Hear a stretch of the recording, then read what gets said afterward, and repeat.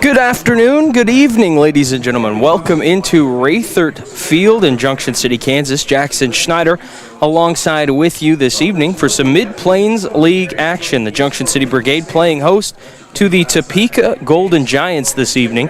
The two teams played last night in Topeka to the tune of a 20-8 Brigade victory. Hot bats, including the leadoff hitter for the Brigade, Cade Graff, 4 for 5 night with 4 RBIs, 1 walk, and 3 runs scored, including a grand slam in the effort. Just an outstanding effort from Cade Graff last night. He'll look for more of the same for the Brigade, who look for their second straight win against the visiting Golden Giants from Topeka. Let's go through the starting lineups first for the visiting Topeka Golden Giants. Leading off and playing second base, number 23, Adler Pearson. Batting second in center field, number 8, Sean Marquise. The Mid-Plains League Player of the Week announced this morning. Batting third, the designated hitter, number 21, Brock Hillibert. The cleanup hitter is the first baseman, number 32, Mickey Coyne. Batting fifth at third base, number 18, Brandon Brewer.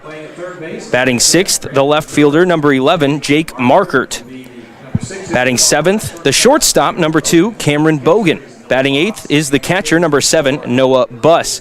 And rounding out the lineup for the Golden Giants, in right field, number 9, Cade Fulmar. So one more time for the Golden Giants, it's Pearson, Marquise, Hillibert, Coyne, Brewer, Markert, Bogan, Buss, and Fulmer, with Zach Philbin being the starting pitcher for the Brigade, who will face this Golden Giants lineup.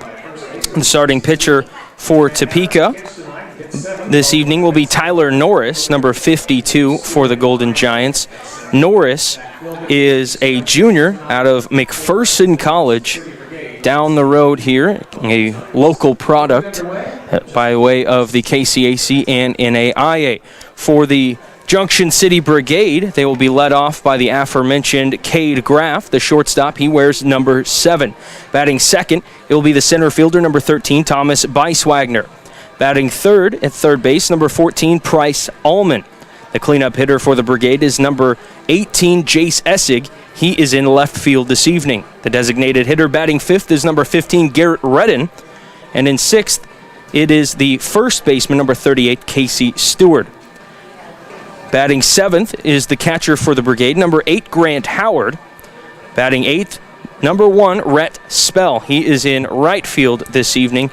And rounding out the Brigade lineup in the 9 slot is number 2, Cody Stewart. And Stewart tonight will be at second base for Junction City this evening. The starting pitcher again for the Brigade will be Zach Philbin, number 25, making his first start of the summer. Junction City led by head coach Brandon Bacher. He is out of Russell, Kansas. Connections to Western Nebraska Community College as well as Emporia State, finding his way to the head coach of the Junction City Brigade. Tonight, the Brigade will wear their black jerseys with orange script across the chest saying Brigade, and the orange numbers on the back, of course, the orange caps with the black JC. The Topeka Golden Giants, black caps with the Golden Giants logo with black pants, and the colorful jerseys starting at the top there, white, and then a black, blue, and gold striping across the chest, where it reads Golden Giants as well. It is an otherwise beautiful night for some baseball here at Raythert Field, but we'll go ahead and take our first break of the evening and be back in a moment with the start of tonight's game. I'm Jackson Schneider, and you are watching Junction City Brigade Baseball on jcpost.com.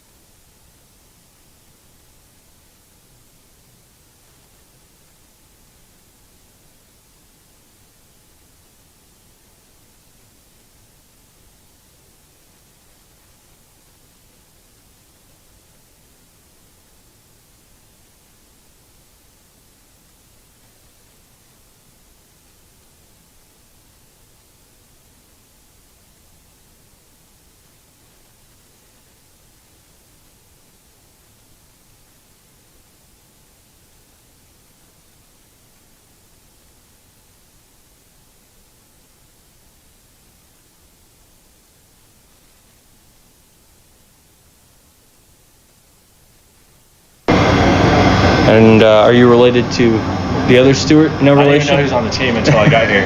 Okay, so where are you from, man? I'm from Wichita, Kansas. Wichita? Where'd you go to high school? Wichita East. East, okay, so an ace. Yeah. Right, okay. How'd you end up here in Junction City? What was your journey? I went to Washburn, and then one of my assistant coaches got me to the head coach here, and we just kind of like got going there. So you're familiar with the area, familiar with the team. Have you played it in any other summer collegiate leagues, or is this your first experience? My first one. Yeah, I'm excited for it. Okay. Any nerves at all for you, or are you just ready to get going? I'm ready to get going, yeah. So how long have you been at Washburn then? Have you pretty fresh I've been there still? 2 years. 2 years? Yeah. Okay, so no season this last year before that, but was this your first year? Yeah, freshman on the field. Okay, so for that experience, how did that go for you? Did you learn anything? I learned a lot, actually. It was a good, very first year for me, mentally wise, how to get my mental game up and just seeing how college ball actually is. Where are you at position-wise? What do you play? Two-way, so like first and pitch. First and pitch, all right. It's a pretty valuable asset these days, especially for a team like this. Pitching depth is going to be really important when you play as often as you do. So you're going to have an everyday role, kind of switch off and on. Has that I think it's been been clear? switch off and on yet right now. All right. And pitching-wise, what do you bring into the mix? What are you throwing? Fastball, curveball, slider, changeup. Okay, it's a pretty good asset, I'd say. Hard throwing guy. What do you throw? 87 to 91, just around where I at. That'll fit in pretty good, I would say. For you, have you heard about the fan experience? What it's going to be like with people in the stands here? I heard a little bit. I heard that you get quite the crowd here, but I've never really experienced it. Yeah, it should be pretty fun. We're hearing a lot, so fans are excited. Excited for it to play in front of all these people. Yeah, is the Washburn experience? Are there usually pretty decent crowds, or what's that like?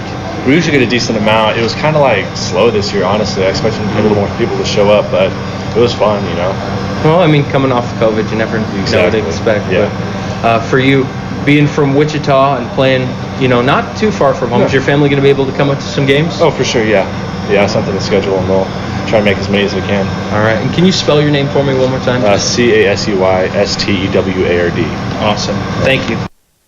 And that was Casey Stewart, the first baseman for the Brigade. You hear my little impromptu interview that I did there this recently, just to kind of get to know some of the players. We'll hear different features from the players throughout the course of this season, as we have a handful of games this season here on jcpost.com for the Brigade.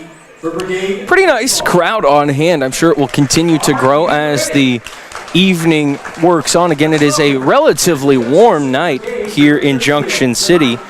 The temperature's just shy of 90, 88 degrees right now, as we have a slight breeze out of the southeast at 5 miles per hour. It's blowing out towards that left field foul pole here tonight, so we might see some power. The Junction City Brigade take the field down below, thanks to the famous voice of Dewey Terrell, the public address announcer for the Brigade, and he's in a pretty comfortable seat, might I add, in the Dewey Terrell Memorial Press Box. It's not a real memorial just yet, but he may just keel over on the job, because he has been in this town working for over 40 years, and he shows no signs of stopping. Good friend of mine, great mentor. Glad to be in his presence again here this evening. The warm-ups being taken here as we just get set to go. I'll have some live stats for you throughout the contest. The Brigade, again, are 2-2 on the season. They went 1-2 in their stretch against the Baldwin City Blues over the weekend, and took game one again last night over the Golden Giants 20-8 in Topeka yesterday. The Golden Giants are led by head coach Jacob Kermer, the head baseball coach also at Topeka Seaman High School, a very, very successful baseball program in the Centennial League, but they will actually be exiting the Centennial League after this next year. Some shifting of the landscape in the area, but we are ready for baseball here at Raythert Stadium tonight. And stepping in to bat leadoff again for the Golden Giants is Adler Pearson. Golden Giants, Adler Pearson, number 23. Adler Pearson out of Wamego, not too far away. currently at Cloud County Community College, steps in from the right side. He plays second base, and the first pitch coming from Zach Philbin. Winds and fires with the left hand, and that one a little bit low and outside for ball one.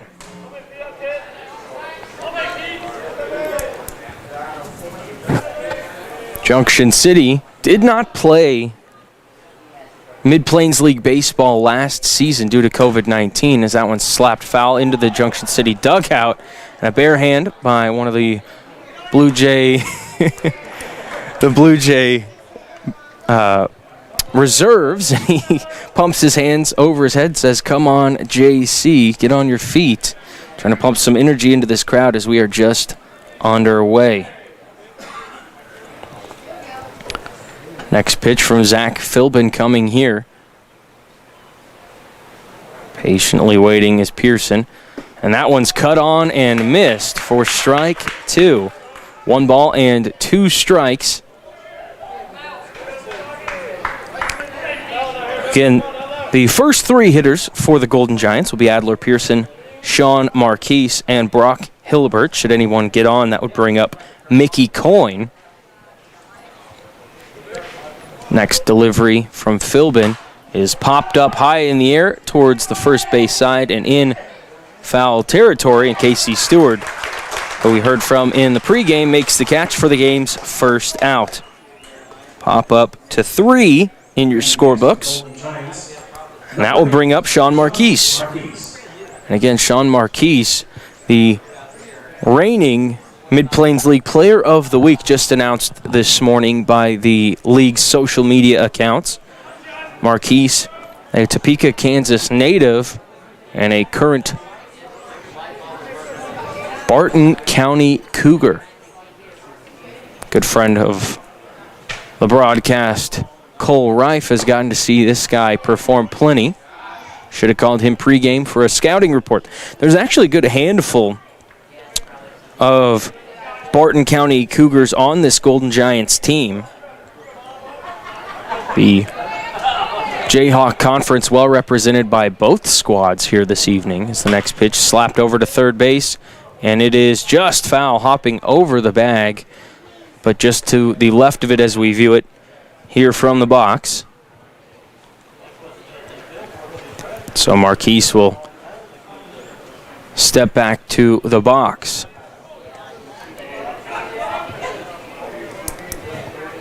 Plenty of Mid-Plains League action tonight as the 2 other contests are underway now as we speak.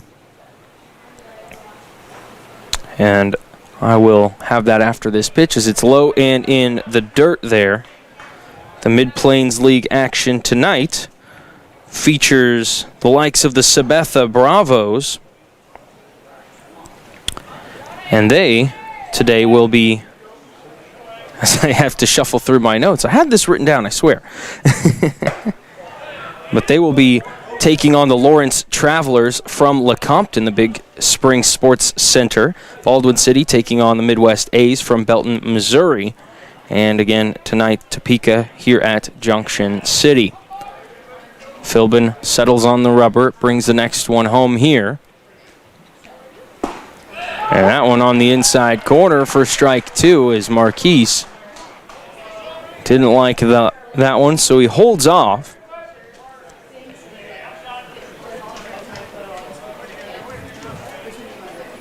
Marquise, the center fielder here, as he settles back in. We are just underway from Raythert Field. And that one is high and out for ball 4. So Marquise works a walk. And that is the first base runner of the game. 21, the designated hitter, Brock Hilbert. So Brock Hilbert steps up, the designated hitter. And Hilbert, another Topeka native, but he is a Cloud County Thunderbird for the Golden Giants.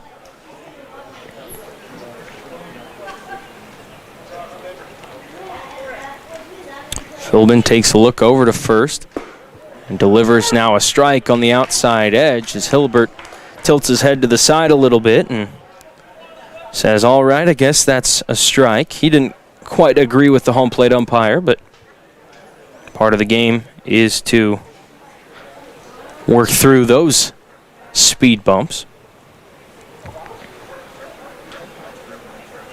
Next pitch swung on and missed, so a quick 2 strikes on Hillibert here, and Philbin trying to counteract that 1-out walk here in the top of the first. Still no score.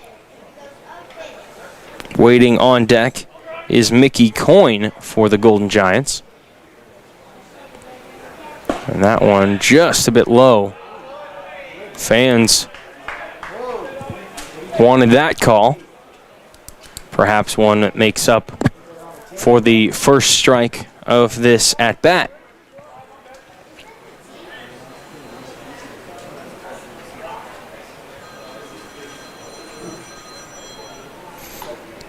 Philbin will settle in as he's taking another long look over at Marquise, who's got speed. And there he goes. Pitch is low and inside, and no throw from Howard, so a stolen base for Sean Marquise. Base runner in scoring position for the first time this evening. Golden Giants will try and get on the board early, as they are looking for a hefty dose of payback after last night, again falling 20-8 to the Brigade. And that one inside, and it skips off the plate, and Marquise will head down to third base. He was running to begin with, but that one was a bit of a wild pitch anyway.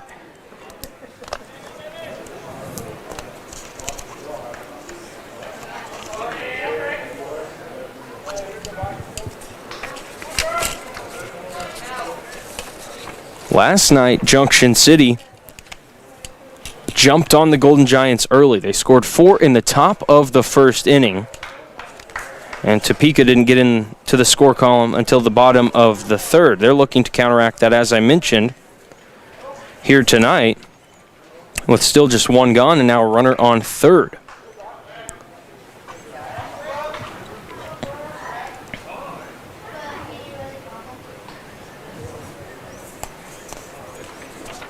Philbin will deliver the next one here. And that one is upstairs. Another walk is handed out here, and some early control problems for Zach Philbin, but now the double play is back in order for Mickey Coyne.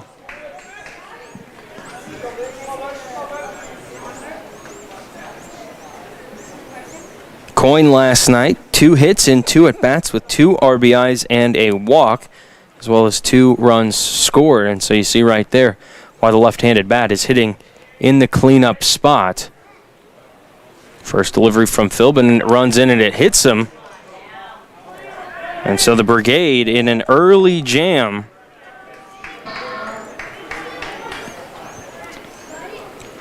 So 2 walks from Philbin and a hit batter. Thursday night and again Saturday night at 7 p.m. here at Rayford Field. Also, a bit of a meeting of the minds, I should say. Out on the mound, just trying to get things controlled. Grant Howard, catcher, steps out there. Now batting, number 18, Brandon Brewer. And that brings up Brandon Brewer.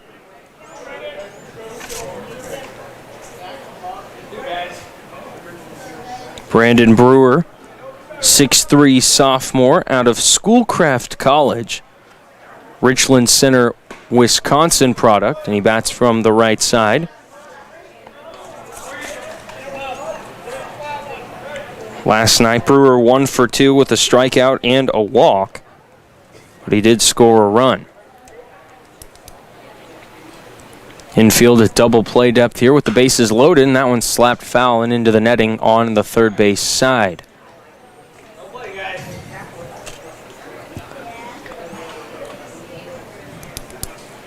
Still awaiting the game's first hit, as all 3 base runners reaching with a free pass, 2 walks and a hit batter, as Philbin tries to find his footing here, pitching on the mound of Rayford Field for the first time. That one just a touch outside.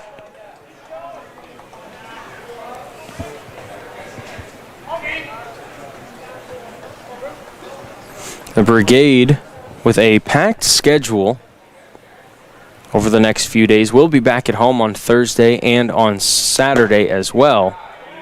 Another one just upstairs, and Philbin visibly frustrated with himself, not being able to really locate his pitches here in the early goings.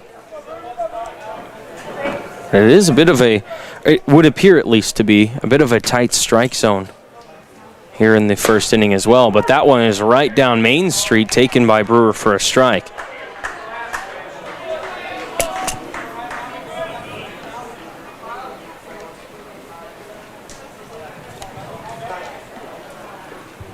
So Philbin will look back in.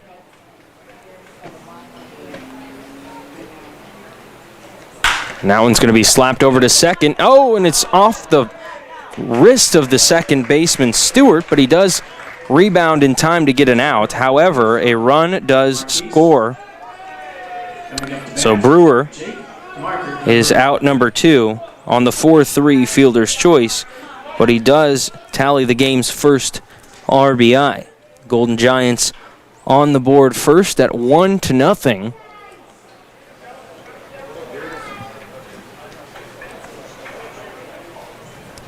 And now 2 runners in scoring position as Jake Markert swings and misses at strike 1.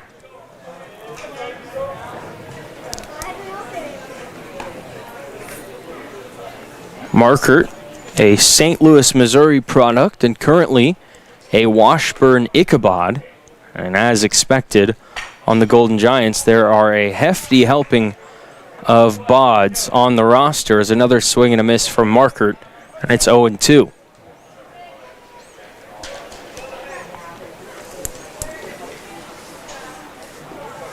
Philbin trying to get himself out of this jam, minimizing the damage, and a swing and a miss on a pitch in the dirt. Howard tosses down to first, but a low throw and an error on the catcher.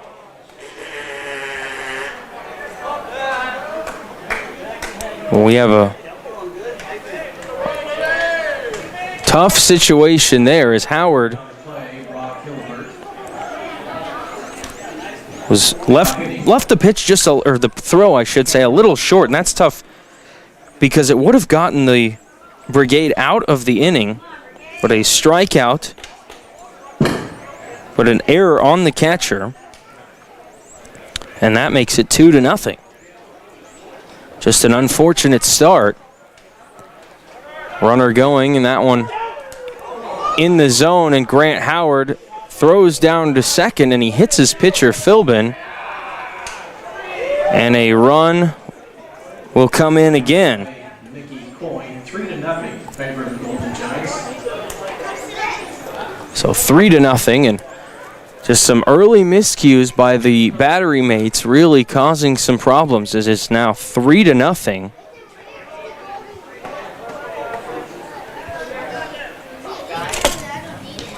We'll see if Philbin is able to rally. Low and in there.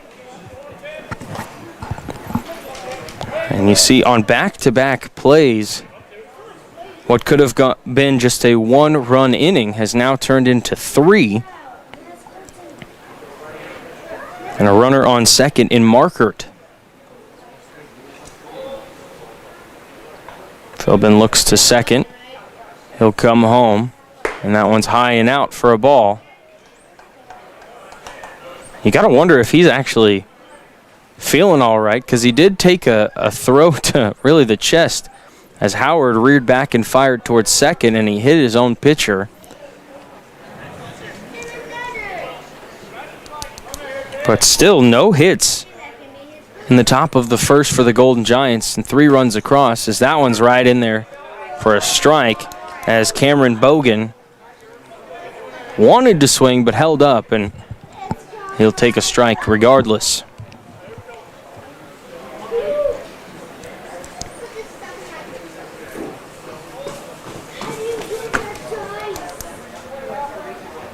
And This one's slapped over towards third. A glove and a throw. That one's going to be caught by the first baseman, Stewart, as Price Allman makes the play to end the inning. That's 5-3 on the putout. But 3 runs on no hits, 1 error, and 1 left on base. We head to the bottom of inning number 1 with the Golden Giants having a 3-0 advantage. We'll take a short break and be back in a moment. You're watching Brigade Baseball on jcpost.com.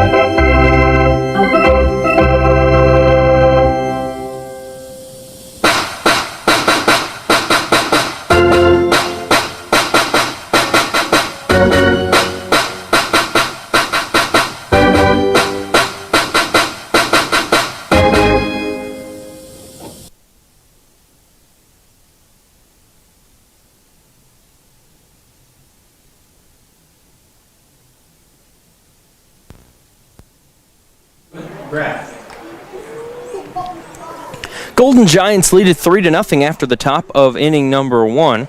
They get 3 runs on no hits, 1 error, and they leave a man on base. 2 walks, a hit batter, and then a throwing error on the catcher. All lead to runs scored. Tyler Norris will be the starting pitcher for the Topeka Golden Giants. 6'7", 290 left-hander from McPherson College. He is a big fella on the bump, you can believe that. And the Brigade will have their work cut out for them, but they have Cade Graff in the leadoff spot. He was a very effective player for the Brigade yesterday. 4 for 5 in the game, 4 RBIs, 3 runs scored, 1 walk, a grand slam. All under his belt as the leadoff hitter. So he steps up here. The Emporia State Hornet out of Ennis, Texas. The first pitch coming here. A little bit upstairs, ball 1.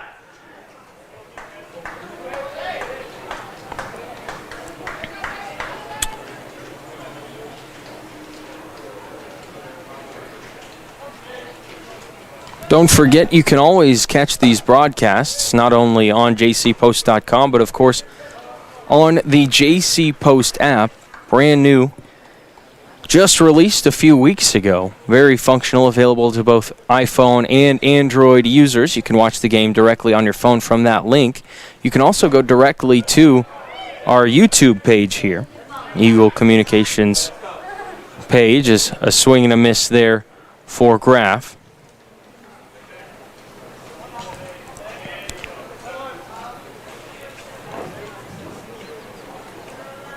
I do know we have some viewers tonight from down in Mississippi. So another one misses up and out.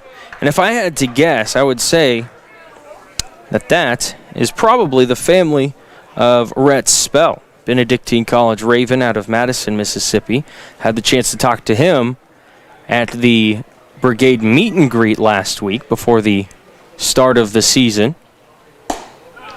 Strike taken here from Cade Graff on the lower outside edge, and the count is full.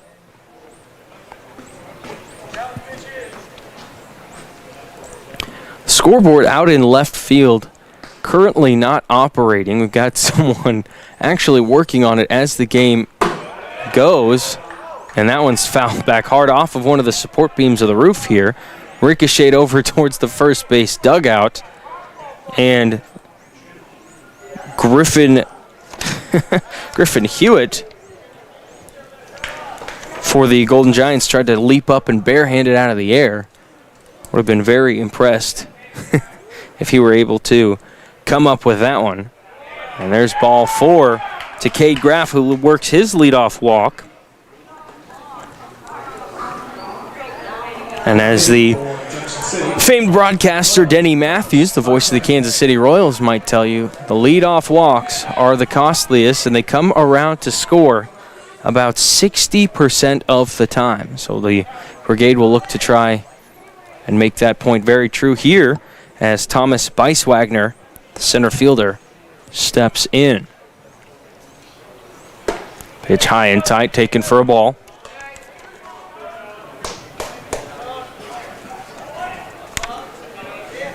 Beiswagner did not see action for the Brigade last night. Steps in here, barehanded approach, no batting gloves, and he swings and misses. Kind of tried to pull up, but was going to come up empty regardless, and that one he just wishes he could have back.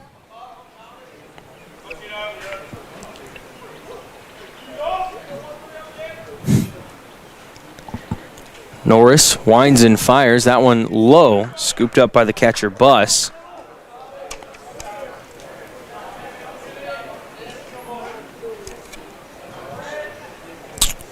In the field for the Golden Giants from left to right, you've got Markert, Marquise, and Fulmer from left to right there, as I said. From third over to first, you've got Brewer, Bogan, Pearson, and Coyne. And the catcher is Noah Buss for the Topeka Golden Giants. Tyler Norris struggling a bit with his command here early on. Brigade like that, trying to get themselves back a couple here as that one's fouled back.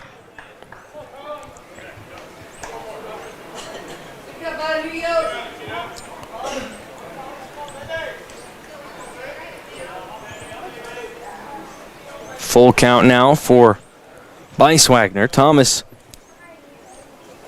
comes to the Brigade out of Northwest Oklahoma State, the Ava, Oklahoma native. And that one fouled straight back towards us. But thankfully the screen protects the camera. Trying to work back-to-back walks to open up the bottom half of the first. If you're just joining us, the Golden Giants scored 3 in the top half off of no hits. 2 walks, a hit batter, and an error, all led to those 3 runs as Norris will bring that one home, and it's low for ball 4. And so 2 straight walks start off the game for the Brigade. Bryce Allman comes up now. Number 14, Bryce Allman. And Bryce Allman comes by way of Oral Roberts University. Picked a fun school to go to, especially after this past season with the Golden Eagles making it all the way to the Sweet 16 in the NCAA basketball tournament.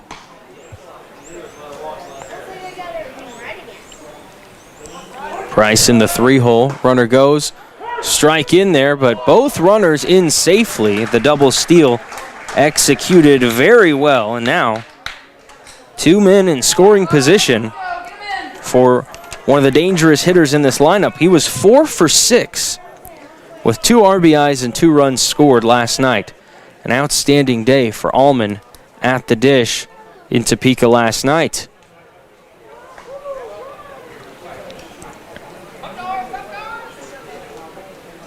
And he will ground this one over to second base. A run will come in to score.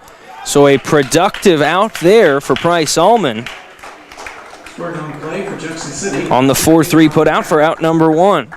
Bice Wagner comes over to third. Number 18, Jace Essig. And Jace Essig steps up.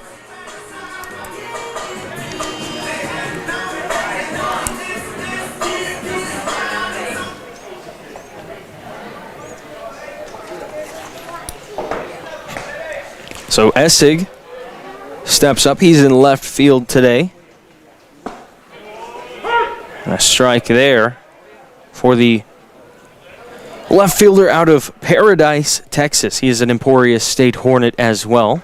Plenty of Hornets on the Brigade roster this season, of course, from Coach Bacher, who was a Hornet himself. 2 strikes on Essig now. Trying to do what Allman did just a moment ago and bring in another run. That one up and in, and limboing out of the way of it was Essig. As Tyler Norris, similarly to Zach Philbin for the Brigade, kind of struggling with his command in the first inning. Even at 2-2 now. Still just 1 gone in the inning.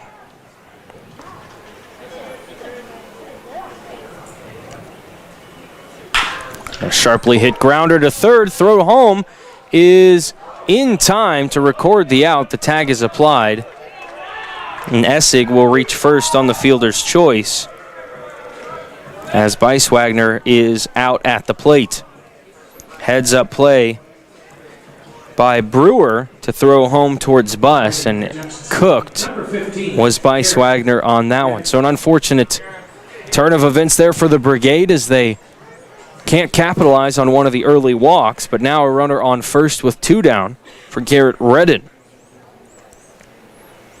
Out of Sealy, Texas, Redden is the designated hitter today.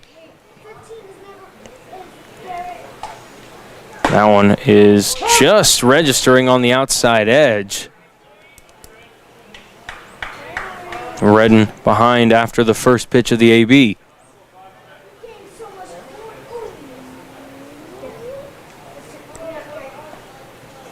And that one is flared out towards center, and it's going to drop in for a 2-out hit. Going first to third. The throw is in time to retire Jace Essig for out number 3. That is a base hit, but it will end the inning. So the Brigade get 1 run on 1 hit, no errors, and they leave a man on base. After 1, it's 3-1 Topeka. Back in a moment on jcpost.com.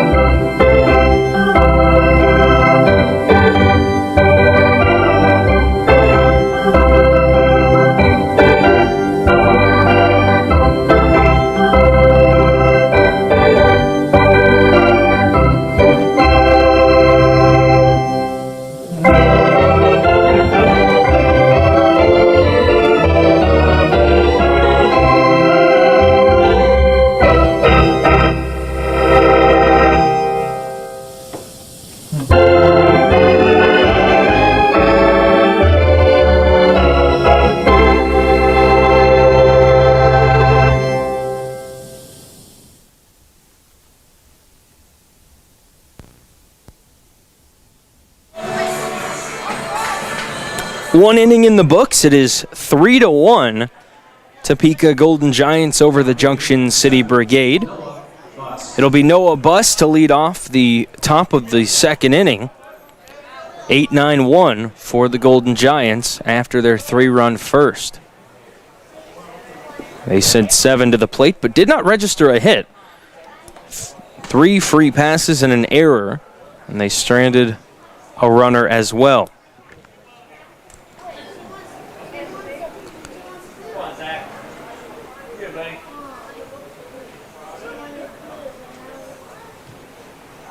Philbin's next pitch is skipped in there, and the chemistry between the battery mates in the first inning, that's Zach Philbin and Grant Howard, just wasn't quite there yet, and that's something that's honestly to be expected when you throw together a bunch of guys from different teams with pretty little preparation. These guys were only together for a few days before their first games, and there's a strike delivered by Philbin.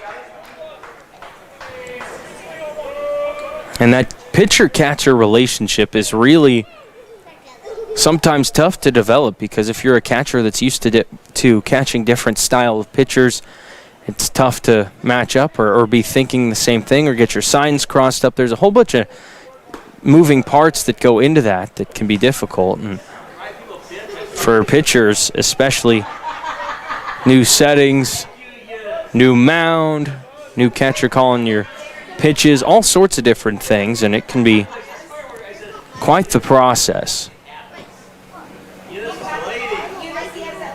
That one's sharply smacked over towards second. A sliding stop and an errant throw as the ball gets away. That would have been an outstanding play from Stewart over at second base, as Cody Stewart just couldn't quite get that one in, as he had to slide to make the stop, and that will more than likely be an infield hit. He kept it in front of him, but the throw was just a little bit off. I'm going to go ahead and put that as a hit in my book, because that would have been a very impressive play had it gone the Brigade's way. The runner advances, though, on the ball getting into the dugout onto second, and so there are no outs and a runner in scoring position. And a big lead for Noah Buss over at second, as Cade Fulmer will step up here for his first AB of the day.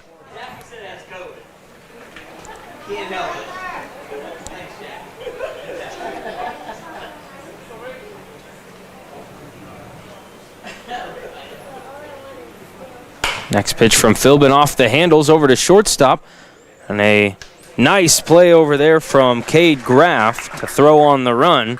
Buss will advance to third on the play, but the all-important first out of the inning is achieved. Number 23, Adler Pearson. Adler Pearson comes up. He popped out to first base to start off the game, so he's 0 for 1.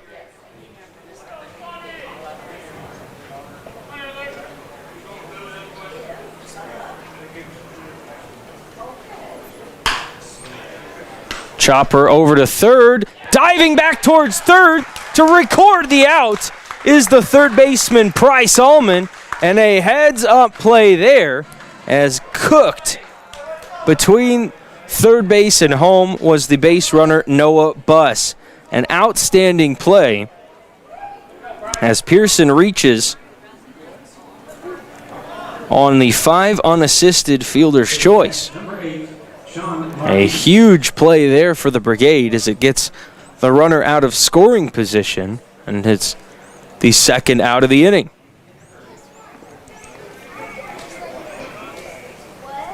There's a pitch on the lower outside edge. Strike one.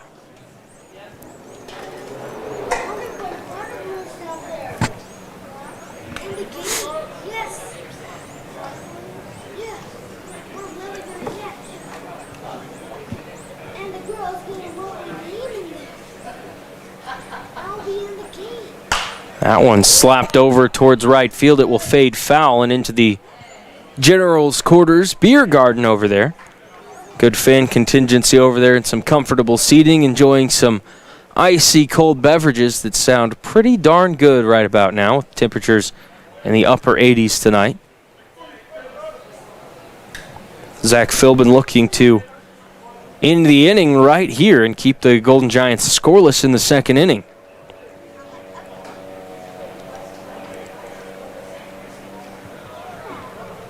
Time is called, and Marquis steps out. He is 0 for 0 officially, but he walked and scored, had a stolen base as well in the top of the first. Next pitch coming from Philbin here. That one's lined over towards the first base side and foul once again. So to just go back and correct how I scored things, it was officially ruled an error on Cody Stewart. So that is the second error of the game for the Brigade, and the Golden Giants are still hitless now, officially. And that one a little bit low and outside. Tried to get Marquise reaching, but a very watchful eye as the center fielder will try and work himself on base with 2 down. 1 ball, 2 strikes here.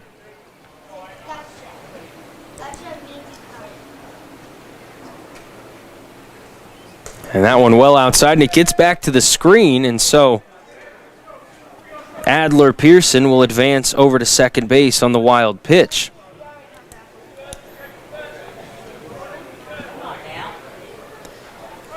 It's really been self-inflicted wounds in the early stages of this game for the Brigade. 2 errors, 2 walks, a hit batter, and there's the story so far. Neither team really able to get the bats going just yet, as that one is lined into left field, but right at Jace Essig, and it will end the inning right there. No runs, no hits, 1 error, and a man left. After 1.5, it's 3-1 Golden Giants. We take a break, and we'll be back with the bottom half of the second in a moment on jcpost.com.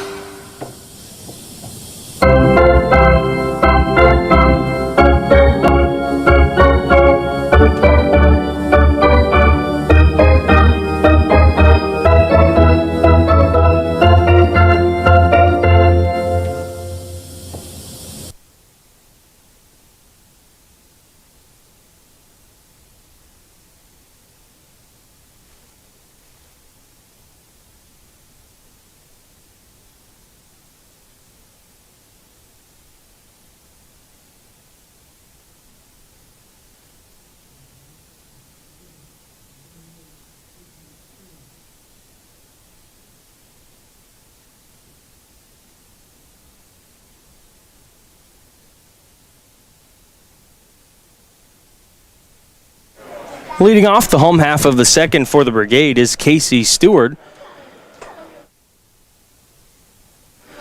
Strike on the outside corner for the first pitch there from starting pitcher for the Topeka Golden Giants, Tyler Norris.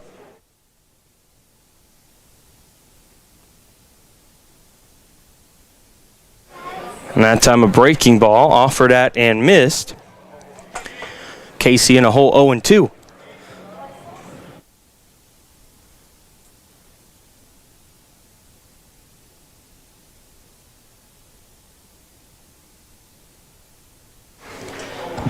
Quick work for Tyler Norris is a 3-pitch strikeout starts off the bottom of the second inning. City, number 8, Grant Howard. First strikeout by either pitcher so far today brings up Grant Howard, the catcher for the Brigade. Grant, the Pitt State Gorilla out of Olathe Northwest High School, takes a strike there. And the scoreboard has been resurrected out in left. There were some technical problems with that, and hard at work was the support staff getting that all resolved so that we could be fully aware of the count at all times. And it is 0-2 now to Howard in the bottom of the second. And that one's well upstairs, and Howard lets it go. Kind of waves his hands as he's getting pestered by some bugs down there in the batter's box, it would appear. Raythert Field is a very unique venue here in Junction City, as that one low and inside, right on that edge, on the black, for strike 3 looking. Second strikeout of the game and second consecutive strikeout for Tyler Norris. Coming up for Jackson City, As it brings up Rhett Spell. Rhett Spell. Spell is the right fielder for the Brigade tonight. As I was saying, though, Raythert is a very unique venue. The old style of the bleachers with the covered seating as well as the wooden fence in the outfield. 342 to the left field pole, 324 towards right. That one's inside, 1-1. Deepest part of the ballpark is towards center field, where it is 388. Power alleys right around 360. And a swing and a miss. Miss on that one from Spell, and Tyler Norris is rolling here in the second inning. 1 ball and 2 strikes with 2 down, trying to strike out the side in order. And the 6'7" lefty winds and fires here. And that is just outside, and I'm not an umpire, but that pitch location has been called a strike already in this one, so tough look there for the pitcher in Tyler Norris, but Rhett Spell says thank you and steps back in the box for the 2-2 pitch. And this one swung on and missed, so 3 strikeouts, and the Brigade are shut down in order. No runs, no hits, no errors, and no one left. Through 2 complete, it is 3-1 Golden Giants. We'll take a quick break and be back with more at jcpost.com.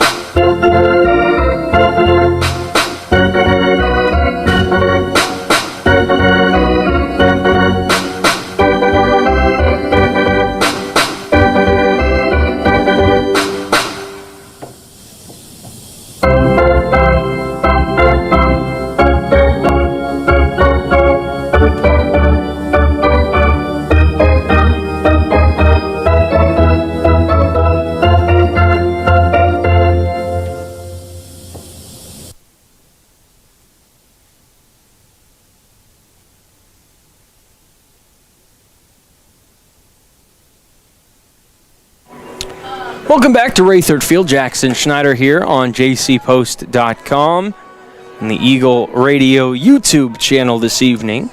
We'll broadcast select Brigade contests throughout the summer months here, Mid-Plains League action, as the 2019 Cowden Cup champion Brigade look to repeat this season. The Midwest A's actually won it in 2020, but for the Brigade, who did not compete in 2020 due to the coronavirus pandemic, they're still looking to repeat in seasons as the champion here in the Mid-Plains League.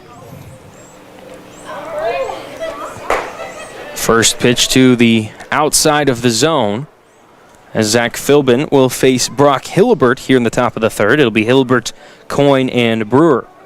3, 4, and 5. The meat of the Golden Giants lineup in the top of the third. Hillibert walked and scored in the top of the first.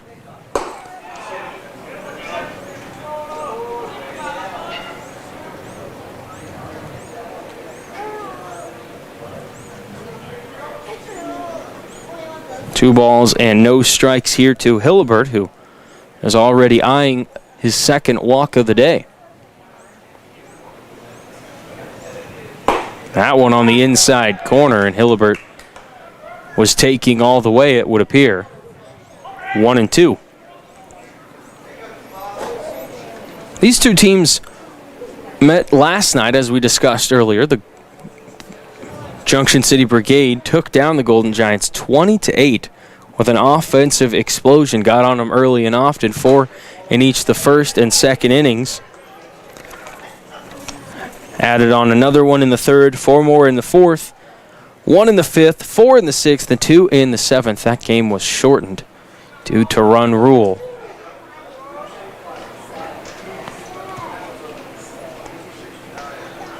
That one's grounded right back to the pitcher, Philbin. He'll underhand for out number 1. And a good start there defensively for the Brigade. 1-3 on the putout. And that brings up Mickey Coyne, who was hit by a pitch and scored in the first inning. As Golden Giants, through 2 innings, still in search of their first hit. There have been 2 walks and 1 hit batter and 2 errors in the contest so far. Left-handed hitting Mickey Coyne takes a pitch low and in to start it off.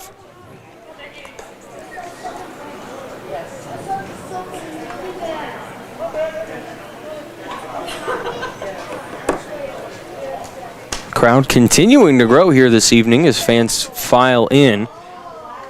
Very nice evening out at Raythard Field. A little bit warm, but an otherwise beautiful night for some Summer League baseball. Another one misses, and it's 2-0.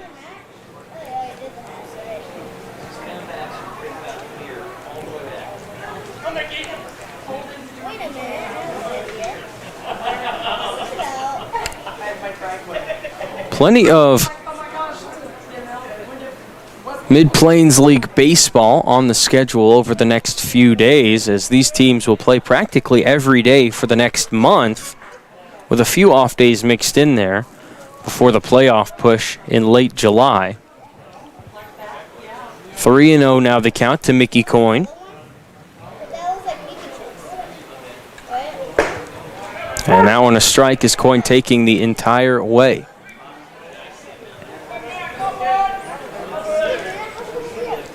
The Brigade will be back at home on Thursday as they begin their series against the Sabetha Bravos.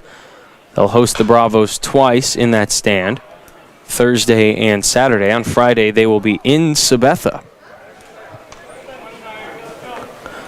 A little bit of a drive, but not terribly far up to Nemaha County.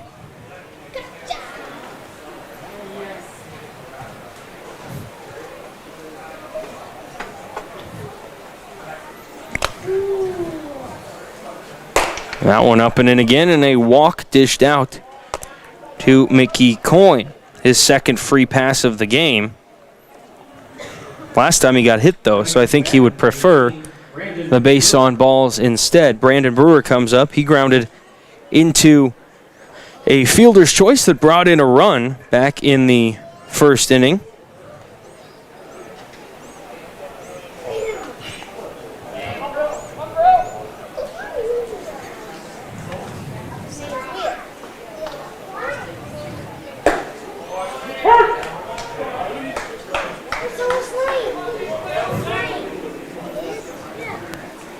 So strike delivered to Brewer as I file through my stats. But Brewer did not see action last night for Topeka. But he bats in the 5 slot tonight, and this one in on the hands has popped up over to second base, and settling under it is Stewart for out number 2. So 2 down and a runner on first as Jake Markert will step up. He reached on an error in the first inning. He struck out but reached on the dropped third strike because the throwing error from Howard the throw was just too short for the first baseman Stewart. That brought in a run, and in addition to that, brought in 2 more.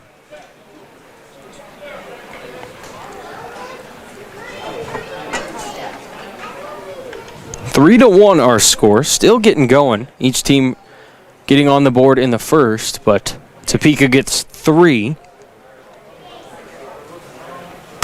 And that one is lined into center. Coming in and making a catch on the run is Beiswagner, and that will end the inning. So no runs, no hits, no errors, and a man left and through 2.5. Our score, Topeka 3 and Junction City 1. Back in a moment on jcpost.com.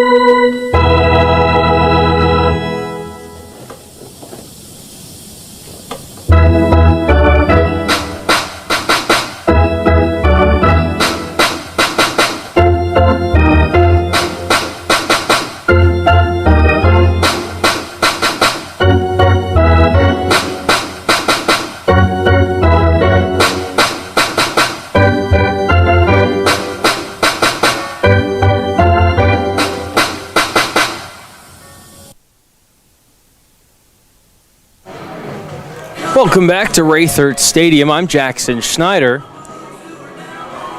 Junction City Brigade trailing the Topeka Golden Giants 3-1 through 2.5 tonight. Neither team really with much offense. The Brigade have not gotten a hit yet.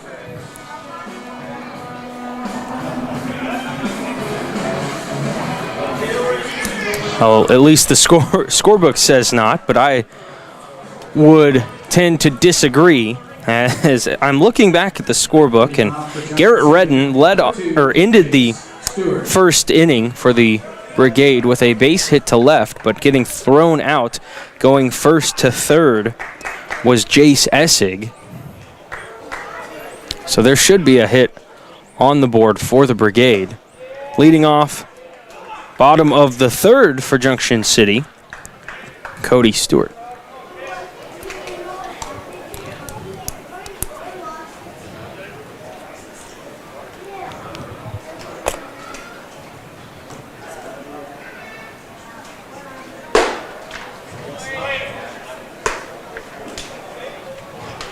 Stewart steps in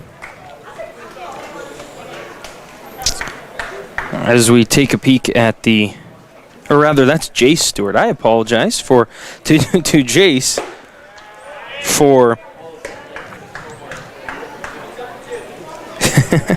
the misleading statements. I just wrote down the wrong name in my scorebook. Still a little bit rusty on the year, but Jace down 1 ball, 2 strikes here. And a strike called.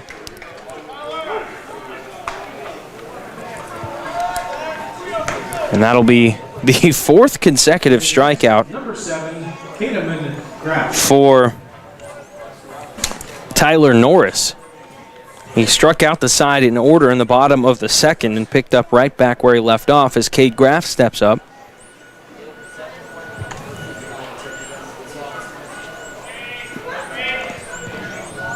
Graff reached on a walk and scored in the bottom of the first, and he takes a pitch here that misses upstairs for ball one.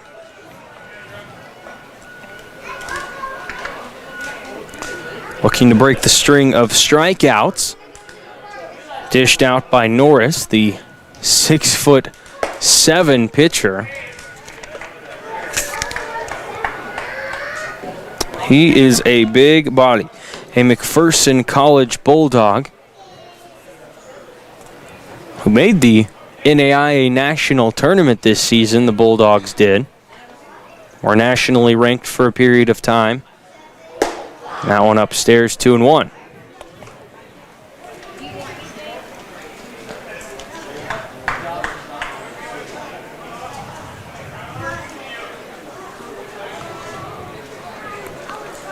And now, thanks to technology, I'm going to be able to go back and look at Norris's season this year for the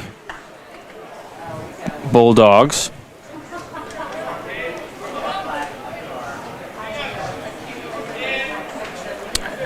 Tyler Norris had a pretty darn solid season this year as a redshirt junior. Strikes out another one swinging, and you see why. That is strikeout number 5 from Tyler Norris as Beiswagner comes up next. Through the season this year, or this past year I should say, for McPherson College, Tyler Norris threw 60 innings and walked 23 batters while striking out 82. He allowed just 28 earned runs for an ERA of 4.2, which is pretty darn solid in the challenging bat-heavy league that is the KCAC. As that one misses, and it is 1 ball and 1 strike.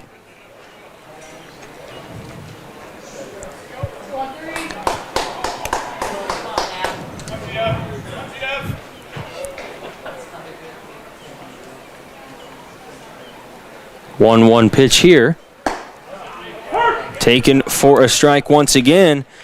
And Beiswagner in a bit of a hole here. 1 ball and 2 strikes as Tyler Norris is 1 pitch away from striking out the side in order for the 2nd consecutive inning.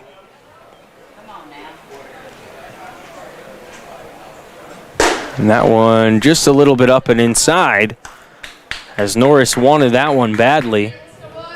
He's starting to feel it here.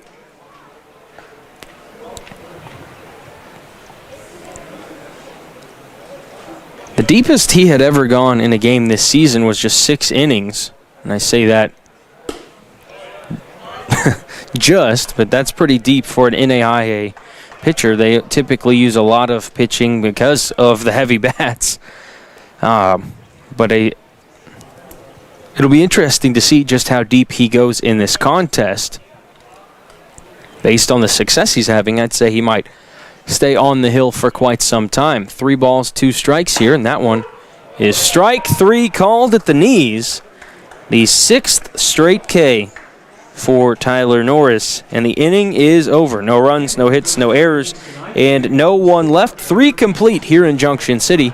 3-1 our score with the Golden Giants on top. We'll take another quick break and be back in a moment on jcpost.com. Also, here.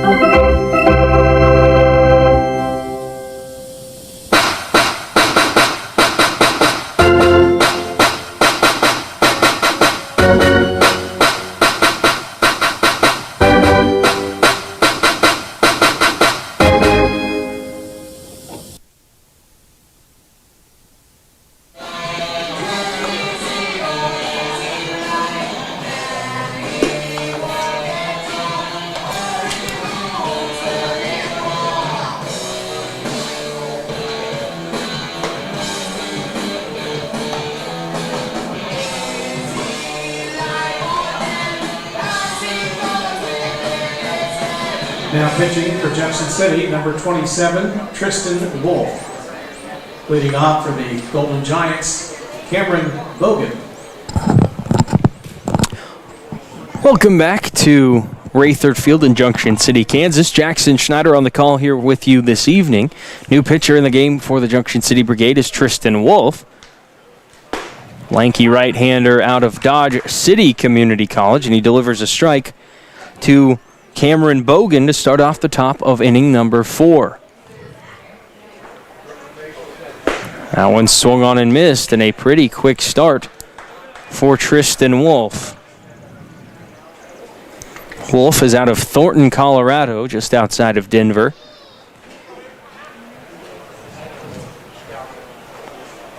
The lone Dodge City Conquistadors, a swing and a miss for strike 3, is the first strikeout of the game for Wolf and the second of the game for the Brigade overall.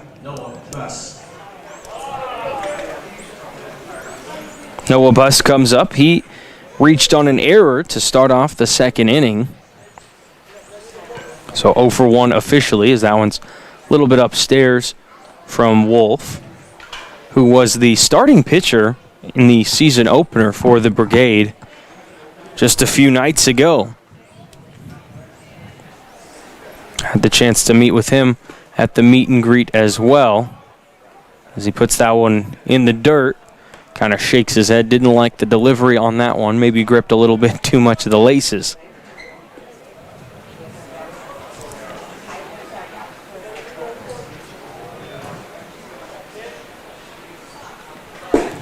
That one's a little bit low, right around the shins, as he's trying to work that fastball low and in the zone, and it's just missing right now. 3-0 is the count to Noah Buss. And there's ball 4 low and inside. So a 1-out walk. And that will bring up the 9-hole hitter in Cade Fulmer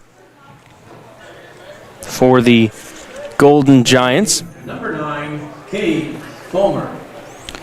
And Fulmer, out of Broken Arrow, Oklahoma, is a member of the Fort Scott Community College baseball program.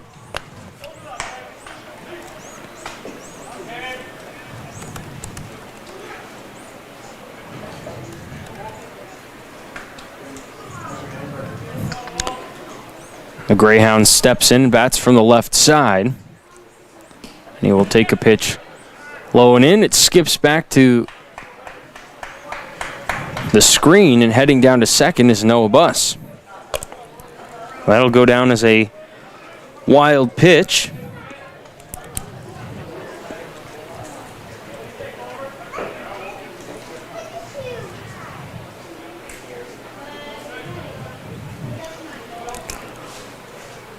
And there's a strike. So after a couple of misses, Wolf finds it there. And with the long hair of Tristan Wolf, sometimes when he rears back and fires so strongly, that hat will come off, and we've seen it a couple of times here. Takes a look at Buss over on second base. And there's a strike delivered to even the count at 2-2.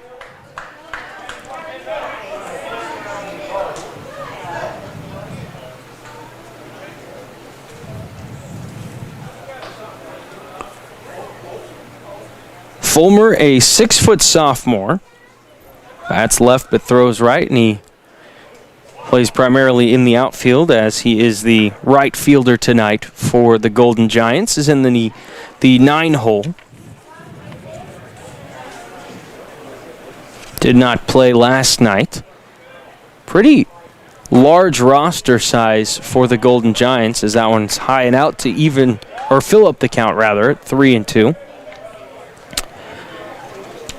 As you look at the Golden Giants roster, there are a lot of dudes listed, so they get a lot of depth with that, and a lot of different players will see action as a swing and a miss on an off-speed pitch. Is strike 3 and the second K of the game for Tristan Wolf.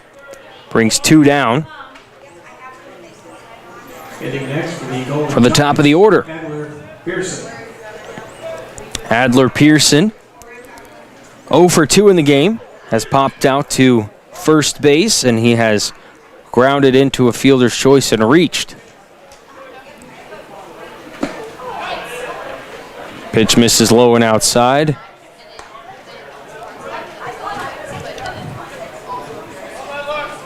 Sun beginning to set off to the west here in Junction City as we overlook Freeman Field off in the left field distance.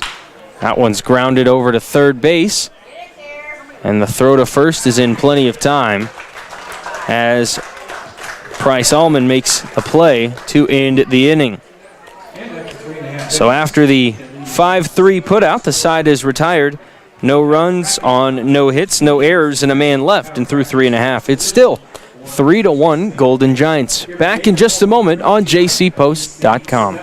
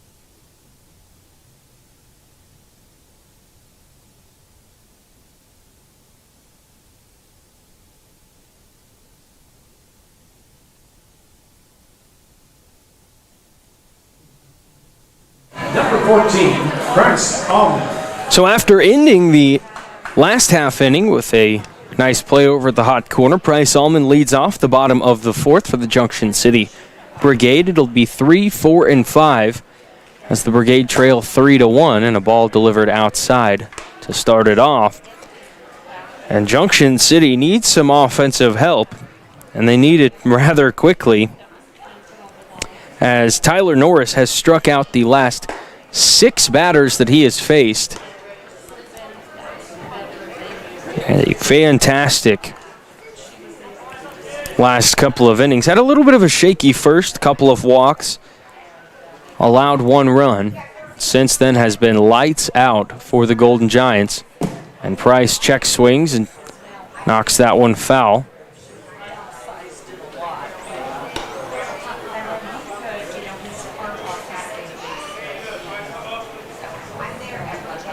One ball and 2 strikes now as Price adjusts the batting gloves and steps back in.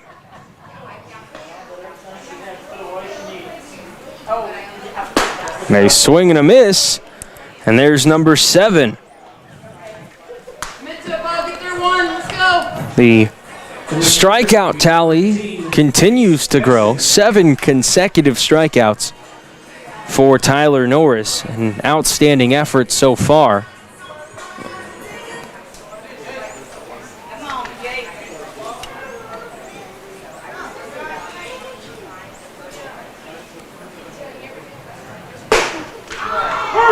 Another strike delivered, and the Norris truck just keeps on trucking. Jace Essig comes up now. 0 for 1, reaching on a fielder's choice back in the first inning. Check swing here, did not go. Evens the count at 1-1. Get there, buddy.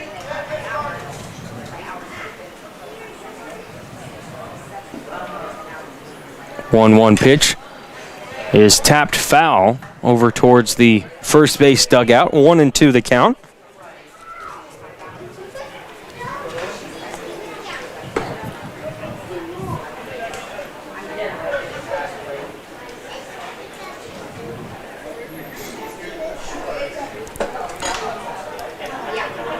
Long pause here as the umpire walks the ball out to the mound, and everybody can settle back in here. Garrett Redden waits in the on-deck circle with one down here, hoping to get a man on base for him as Essig settles in with the 1-2 count. And that one is strike 3 called, and that is 8 in a row for Tyler Norris. And I gotta say, this is some video game type stuff we're seeing from Norris right now. As Redden will step in and try and break that trend. He singled in his first time up, but Jace Essig was retired going first to third, trying to run and be aggressive on the base paths. And typically you like to see that, but you do hate to see the final out of an inning committed at third or home. 0-1 pitch coming from Norris. In the dirt, 1-1.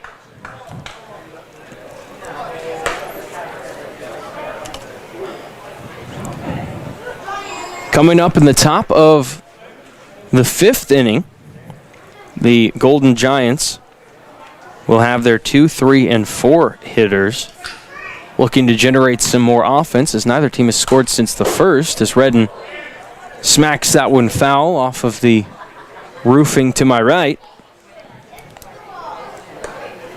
This has been a pretty solid pitcher's duel so far. Just each team with a rough start. Since then, they have commanded the pace, and none more so than the man on the mound right now.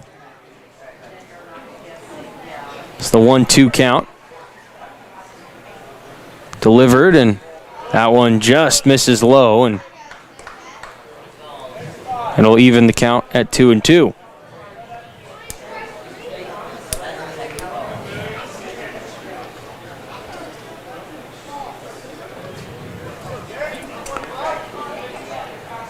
Delivery from Norris.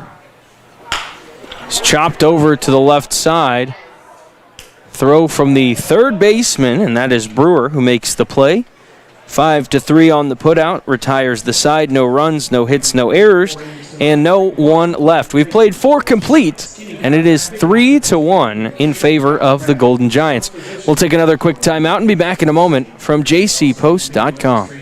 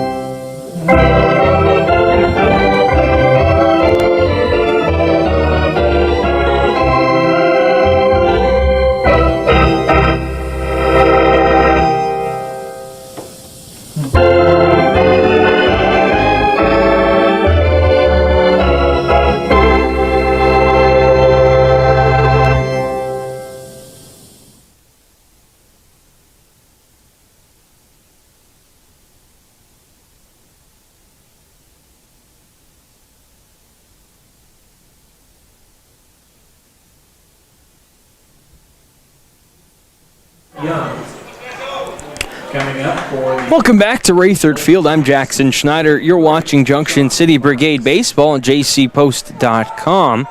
Another new pitcher in the ball game for Junction City. It will be Chandler Young, as Young will throw lefty style, and he delivers a strike low and inside to the leadoff hitter on the inning, Sean Marquise. And Marquise 0 for 1 flew out to left in the second inning, walked and scored in the first.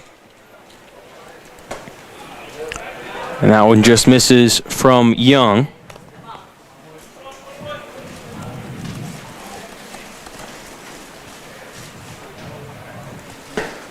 A little bit inside on that one.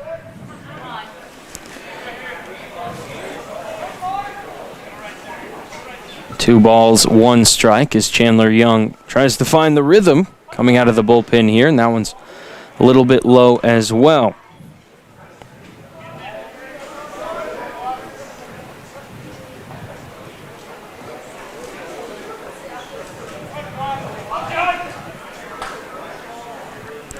Chandler Young, the 6'2" pitcher out of Western Nebraska Community College, as that one's popped into shallow center. Coming in to make the catch is Beiswagner for the first out of the inning. Good start there for Young, who is out of Fort Collins, Colorado. Made 14 appearances and 6 starts for the Western Nebraska Cougars this last season.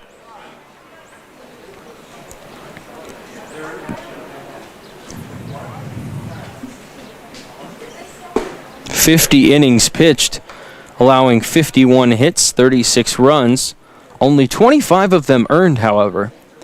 Walked 16 and struck out 31. And allowed a 4.5 ERA. Pretty solid resume for a freshman.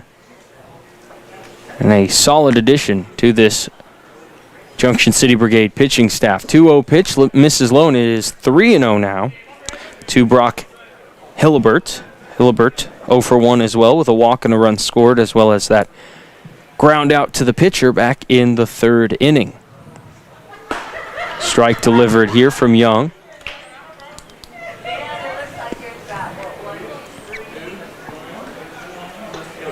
Playing straight up is the defense out behind Chandler Young here. And a swing and a miss on that one. The count goes full. Nice couple of pitches there as Chandler Young gives himself a chance here. Try and come from behind and retire Hillibert. Next left-handed delivery is struck out looking. A beautiful breaking ball that freezes Hillibert. And that is out number 2. And the first strikeout of the game for Chandler Young. And that brings up Mickey Coyne.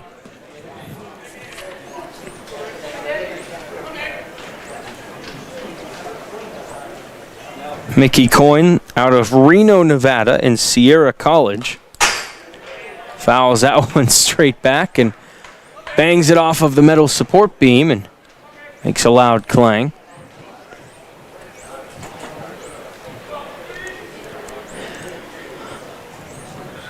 And another breaking ball. That one's going to miss a little bit low and inside, but it was nicely done.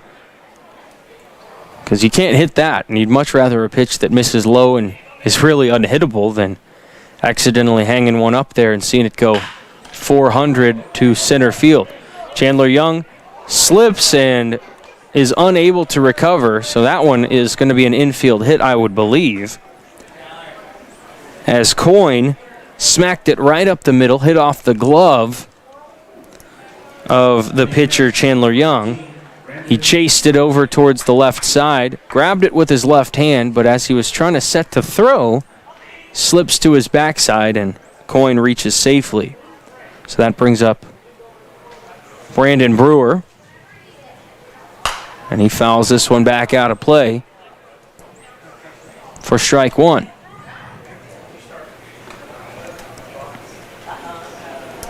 Neither team has scored since back in the first inning. Bats really haven't been super active.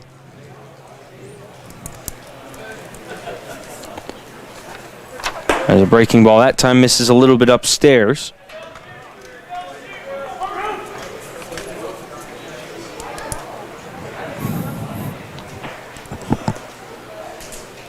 But after last night, this is kind of the outing that each of the two coaches love to see. Coach Kermer and Coach Bacher on each side, because especially if you're Coach Kermer, your team gave up 20 runs last night, and having just allowed one and only one hit through 4 innings so far is pleasant news. And if you're Coach Bacher, after giving up 8 last night, seeing 3 in the first inning, but none since, especially on no hits, you're pretty pleased, you'd have to think, with your pitching staff so far, as that one is lined out to shortstop and into the hands of Cade Graff to end the inning. No runs, 1 hit, no error, and a man left, and through 4.5, it's still 3-1 Golden Giants. We'll take another quick break and be back in a moment on jcpost.com.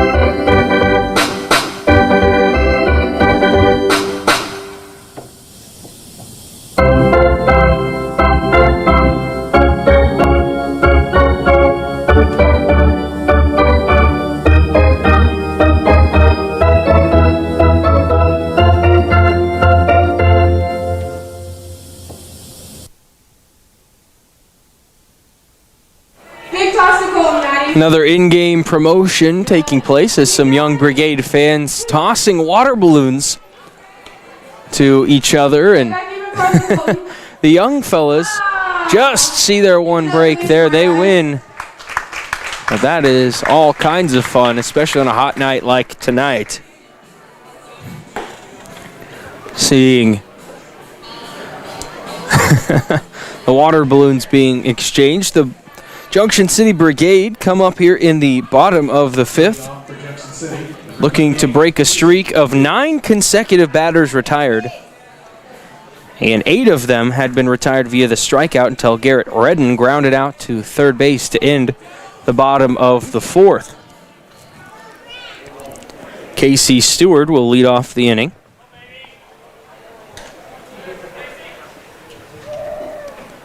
And he'll take a strike on the outside corner as Tyler Norris continues his stellar outing thus far.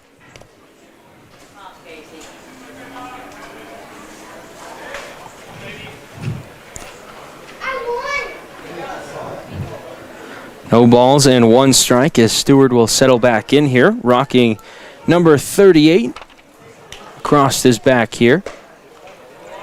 Ball is inside, 1-1. Stewart, the Washburn Ichabod from Wichita East High School originally.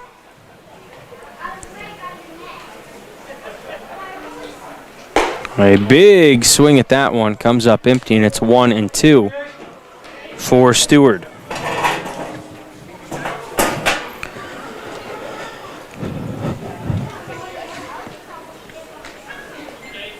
The Brigade just 1 hit back in the first inning. Since then, nothing, but that one fouled straight back, and trying to zone in on it is Stewart.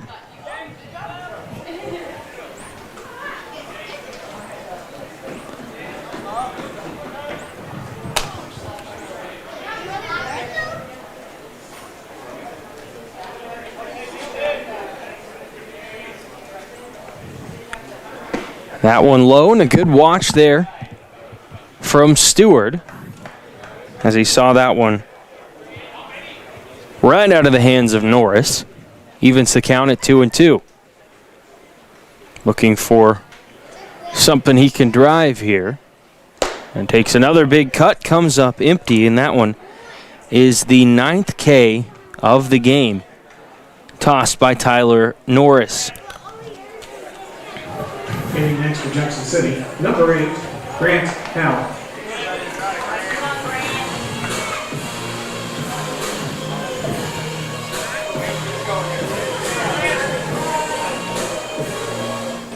Grant Howard up next for the Brigade. The catcher takes a strike right on the outside corner, well placed once again.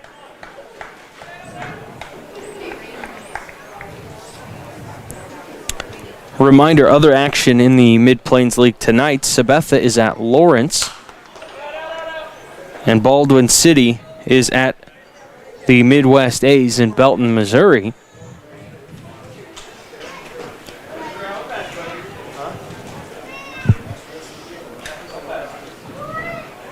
The 0-2 delivery coming here from Norris, looking for a 10th strikeout. But that one in the dirt, kept in front of the catcher of Buss. Starting to cool down just a little bit as the sun begins to set. Lights coming on here at Raythard Field.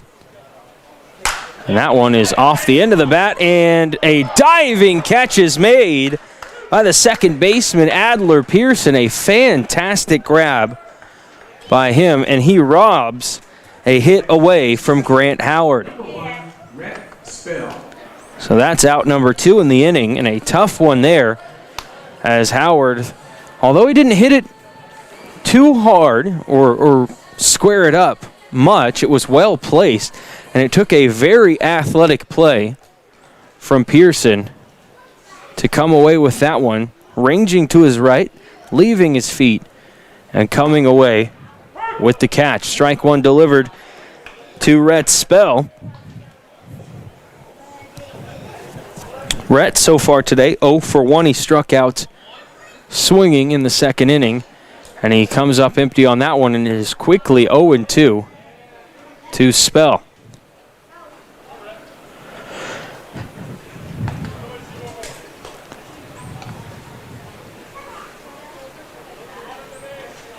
Oh, 0-2 pitch coming here from Norris.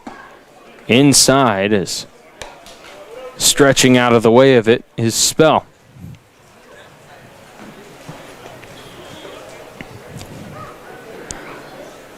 I was prepared for a pretty high-scoring contest between these two very talented teams, but as you see right there, a strikeout looking. That is number 10 for Tyler Norris, and it ends the inning. No runs, no hits, no errors, and no one left. We've played 5 here in Junction City, and it is still 3-1 in favor of the Golden Giants. Back in just a moment on jcpost.com.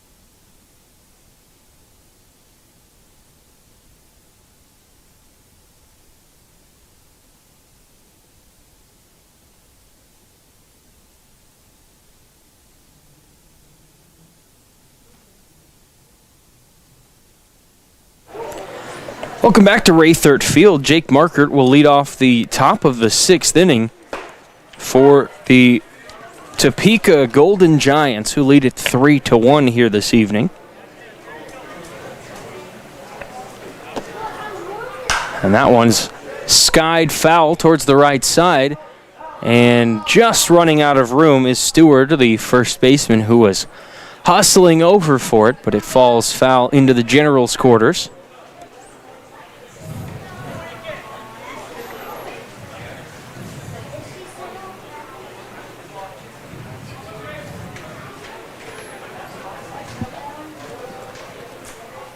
Breaking ball just outside as Chandler Young Thought that he had the strikeout there, but it just misses outside, and he'll have to go to work here with a 1-2 count.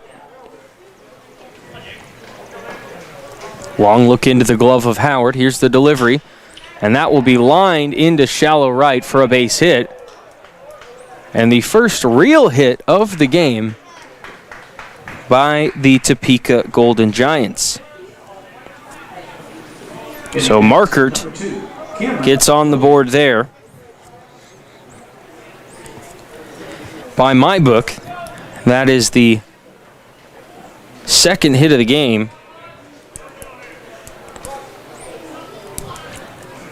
by the Golden Giants. Although they have 3 runs, a snap throw over to first is just a little bit late.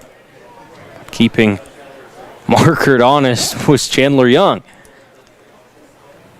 But a little infield hit from Mickey Coyne back in the last inning was what I had ruled the first hit of the game for the Golden Giants, but the official scorekeeper on the board said no on that one, and just now puts the first hit on the board. Is that one a strike? Cameron Bogan looking for the sack bunt there. It comes up empty.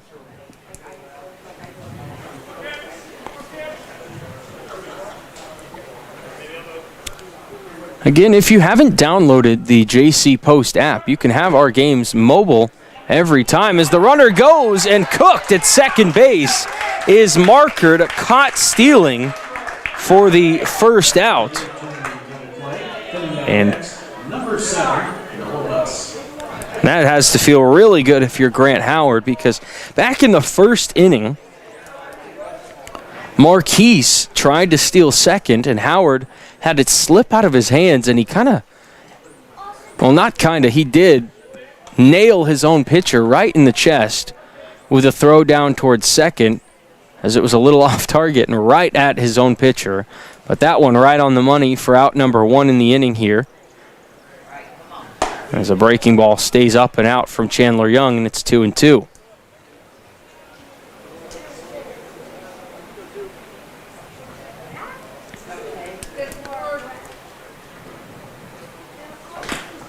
And that one is smacked foul. You heard it ricochet off the glove of Grant Howard.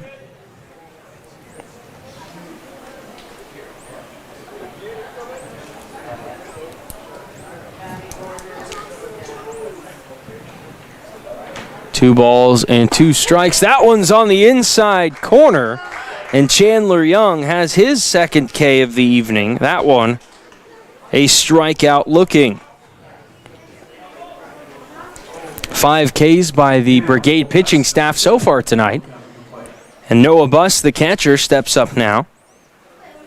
0 for 1 with a walk. He reached on an error in the second inning, but was put out on the base pass. Nice play from Bryce Allman to make a stop over at third, dive over to the bag, and tag out Noah Buss. Stopped him from scoring in the second inning as a strike taken here. As I was saying, before I got sidetracked by the stolen base, or the caught stealing rather, on the attempted stolen base, if you have not downloaded the JC Post app, I'm going to invite you to do so right now. You can have all of our JC Brigade coverage on your cell phone, whether you have an iPhone or an Android. Just search JC Post in your app store, and the game links will be in the Post site and on the app every time, as a long throw from the shortstop Graff is picked up by Stewart, and the 6-3 putout ends the inning. No runs, 1 hit, no errors, and no one left as we head to the bottom of the 6th inning here in Junction City. The Topeka Golden Giants still lead it by a score of 3-1. We'll take another quick timeout and be back with the bottom half in a moment on jcpost.com.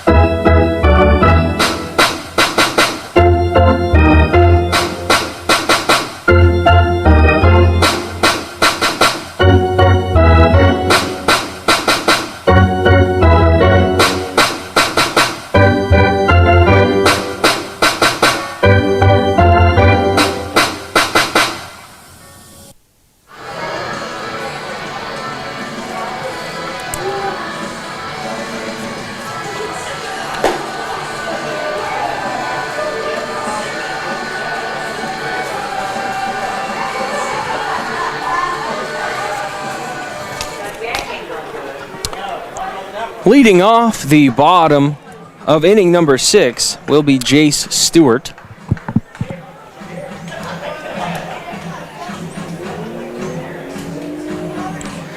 Leading off for Jackson City, Jace Stewart. And Jace, so far today, just 0 for 1.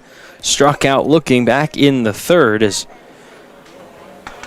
Junction City has seen 12 straight batters retired by Tyler Norris, who has pitched an absolute gem. 3 outs away from a quality start is Tyler Norris. Has allowed 1 run on just 1 hit so far today, as that one is slapped foul and out of play down the right field line. And once again, into the general's quarters.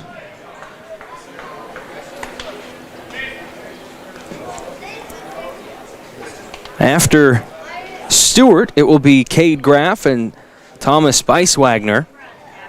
Bryce Allman, if anyone can get on base. Game very much still in reach if the Brigade can get some folks moving on the base paths.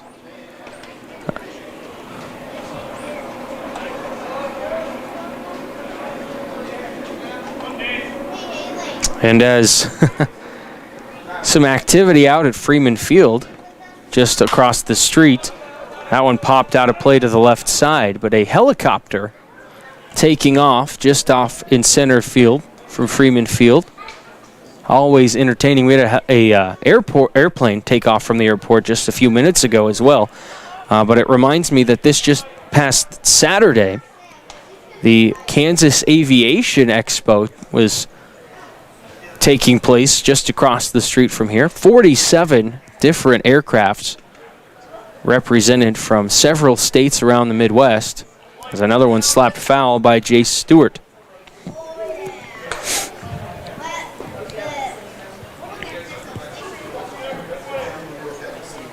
Just another solid reminder of the aviation history here in the Junction City area. Of course, with not only Freeman Field, but with Fort Riley just a hop, skip, and a jump away. As that one, an elevated fastball, swung on and missed for strikeout number 11 by Tyler Norris today.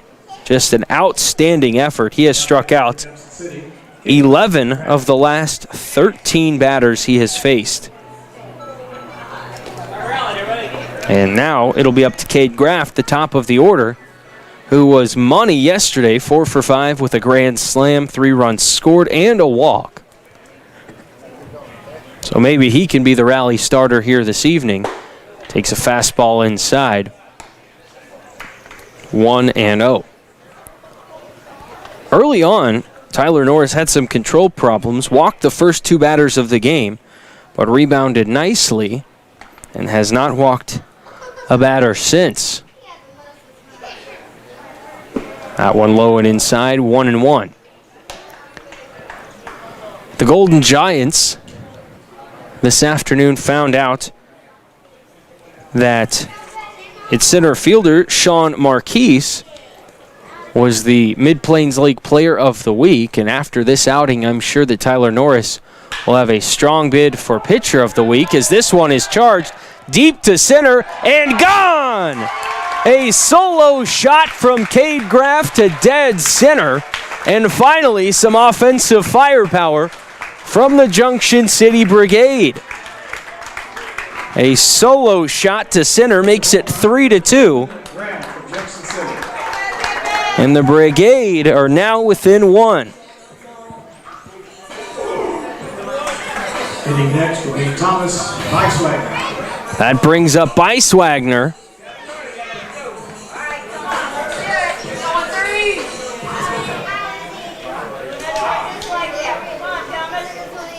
As out in center field, Tristan Wolf heads out through the little cubby hole at the bottom of the fence, going to retrieve that souvenir from Cade Graff. His second home run in as many days. Squared that one to dead center, and hopefully that will spark a charge here as Beiswagner looks for similar success. That one a off-speed pitch, swung on and missed, and it's 0-2.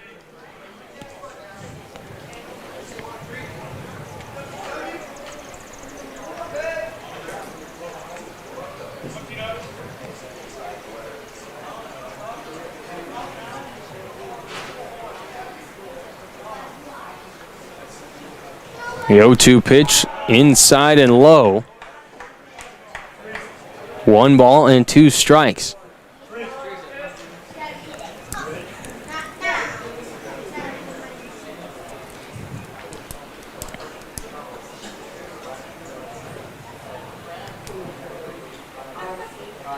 And that one inside corner.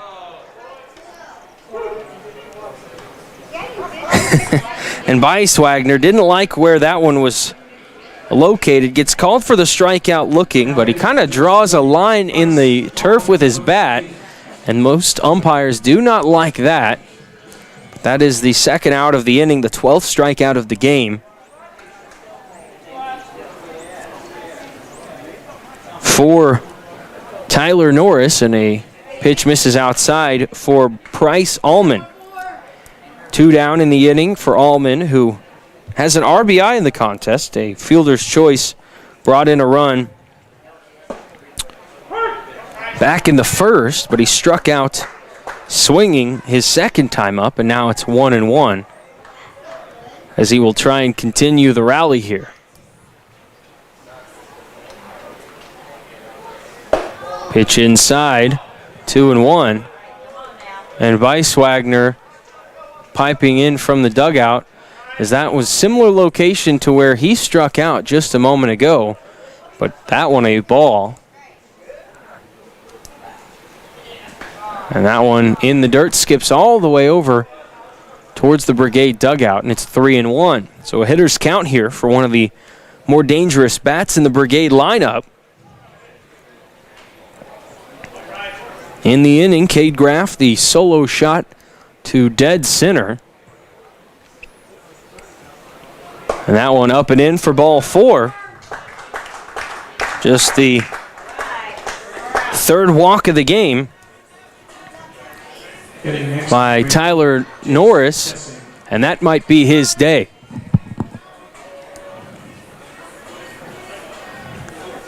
As Coach Kermer comes out of the dugout, and I think that will be the final batter faced today, or possibly just a meeting. It is just a meeting, so the walk and the home run in the inning, so he goes out there just to kind of calm down his pitcher, who has been an absolute ace, and I would have been very surprised if that was the end of the line for Norris. But when you see the manager come out, typically, especially late in a game like this, that's the end of the night for the pitcher. And there is a pitcher warm out in the right field pen for the Golden Giants, as Jace Essig steps up now, trying to continue the 2-out rally. And a swing, and that one's fouled straight back. He was on that one, just a little bit below the pitch.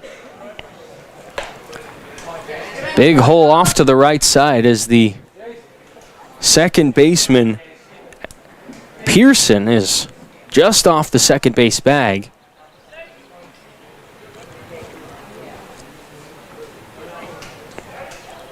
Oh, 1 pitch coming from Norris.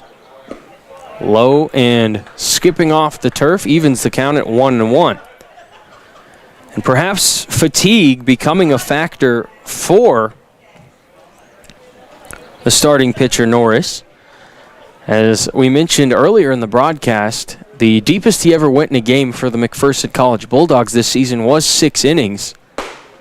So he's knocking on the door of that here tonight, as a strike delivered to make it 1-2. So it's so far 5 2/3 innings pitched, 2 runs on 2 hits allowed, 3 walks, and an impressive 12 strikeouts in the outing. He's got his eyes on a 13th one right here. Runner going, check swing, ball is low, and the throw down to second is offline as a nice catch from Pearson keeps it out of center field, and a stolen base there for Price Allman. So now a runner in scoring position, and with 2 down, Allman certainly with speed to score from second on a single more than likely. 2 balls and 2 strikes with 2 down. Tyler Norris looks over his left shoulder, now delivers the pitch. And that one's just a touch outside for ball 3. Norris wanted that one, but just a little bit outside. And it is a full count. So now, with a full count and 2 down, more than likely Allman will be moving on the pitch, and a single would definitely score him in that instance.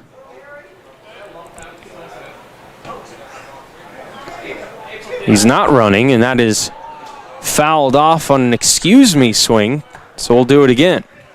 Didn't mean to go, but it does just nick off the bat.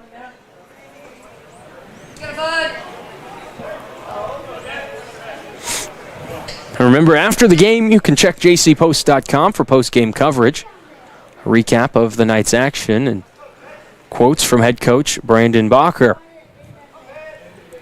And of course, that available on the JC Post app as well.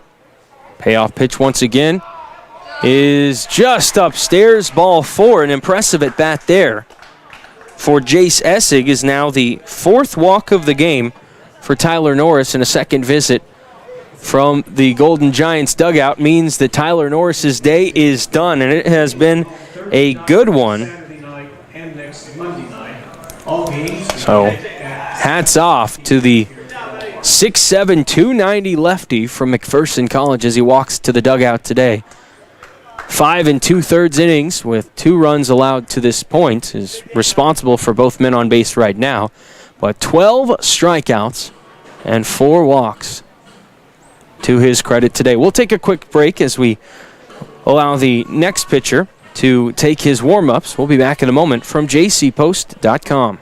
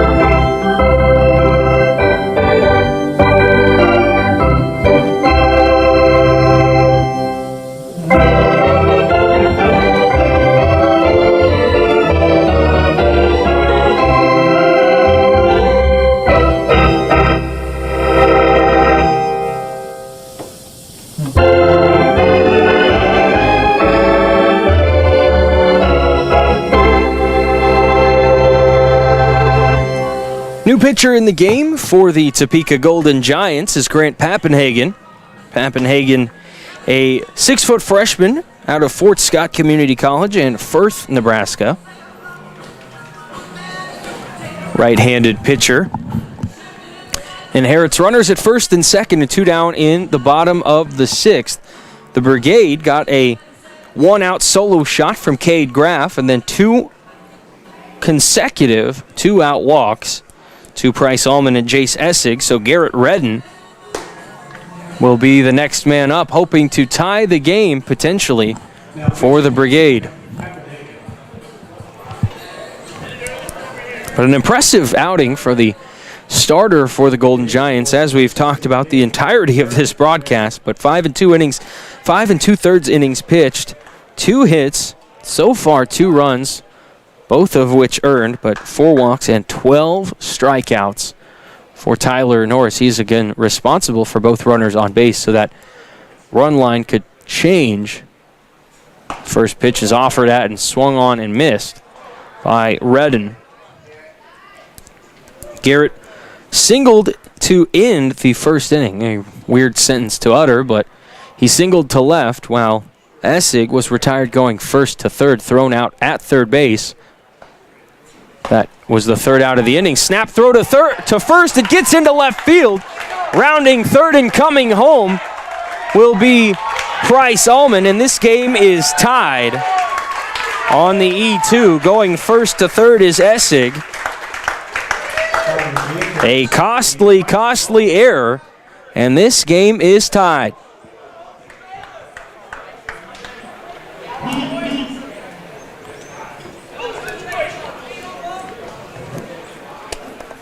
So just like that, the error brings home the tying run.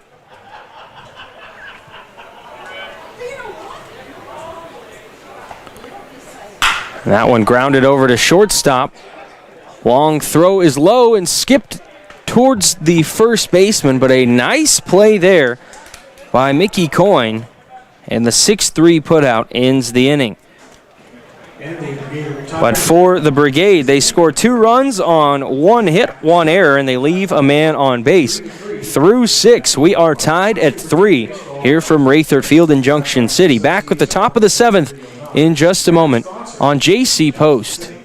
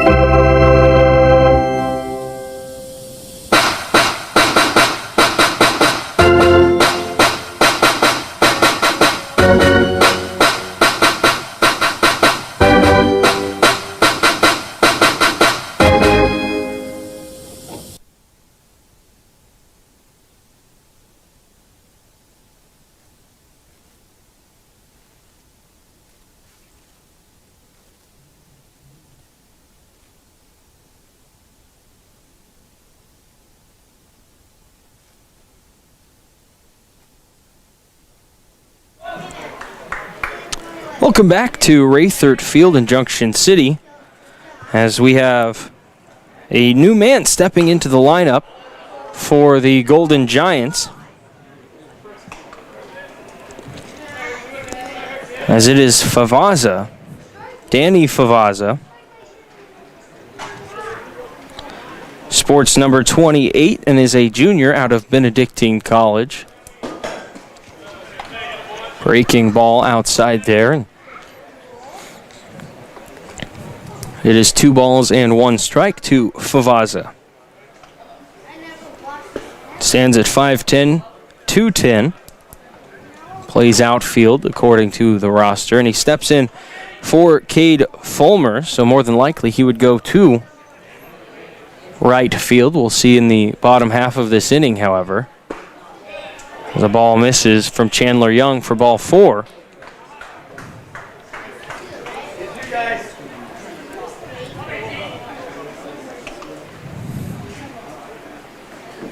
And that brings up The next hitter, Adler Pearson on top of the order. It's the first walk handed out by Chandler Young tonight. Had struck out 2 previously. Working 2 scoreless innings heading into the 7th here. Bunt laid down over to third. Price Allman, long throw across his body, not in time, as Pearson beats it out on the bunt single.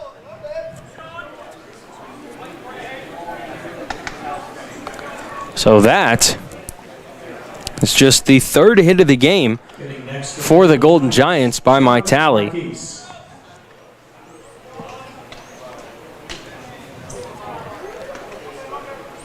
Brings up Sean Marquise, and the Golden Giants with 2 on to start the inning are eyeing the scoring column, trying to regain the lead here after letting the Brigade tie it in the bottom of the 6th.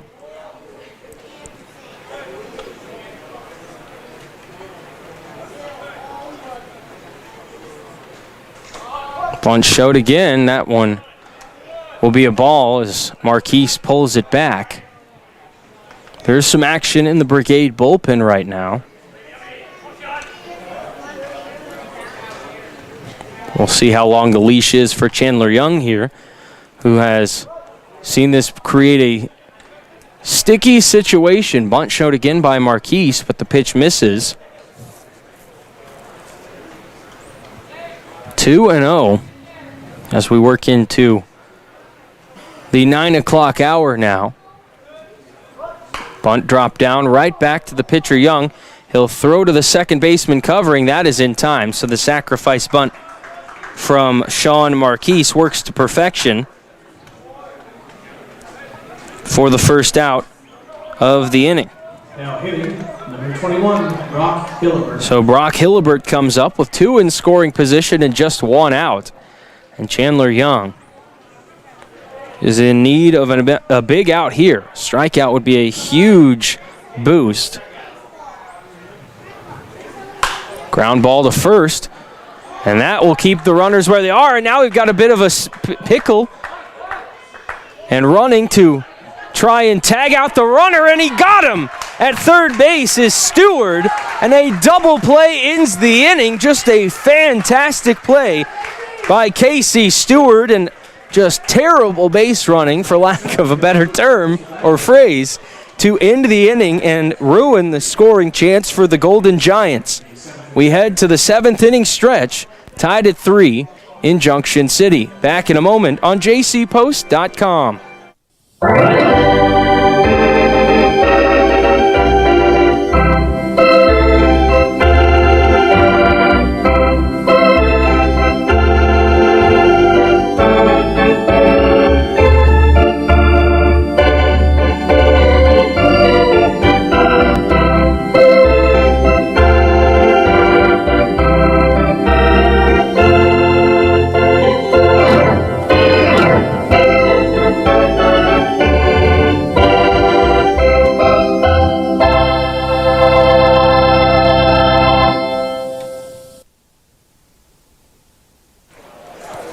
Back for the bottom of the 7th. Brigade and Golden Giants tied at 3. Took a 3 unassisted double play by Casey Stewart, but the Brigade get out of a tough spot in the top half of the 7th unscathed.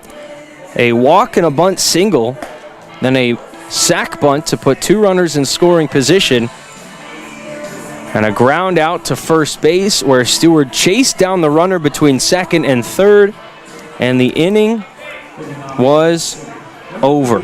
Casey Stewart.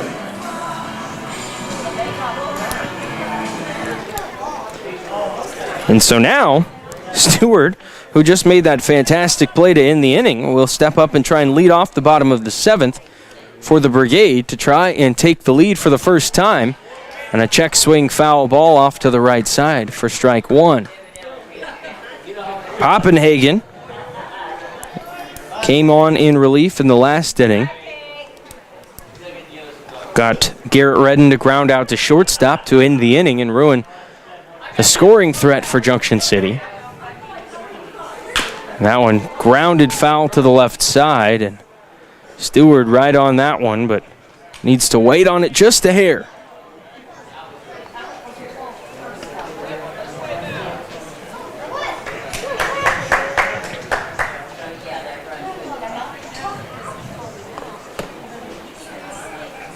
Oh, 2 delivery from Pappenhagen. Low and outside for a ball. This has been a very entertaining baseball game. Not the most high scoring.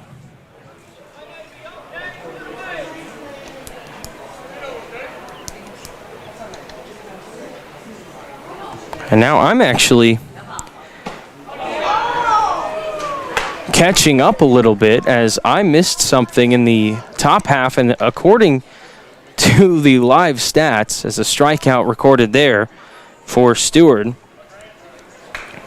it would appear Next, number 8, Grant that Powell. while I was watching the play at third base, Danny Favaza scored before the out was recorded. So that brings the Golden Giants actually in front to 4-3, as I had thought the inning was over. But apparently the run scored in time. I did not think so. But the scoreboard and the live stats read 4-3. Fans to my left aren't sure either, because I didn't think that was the case.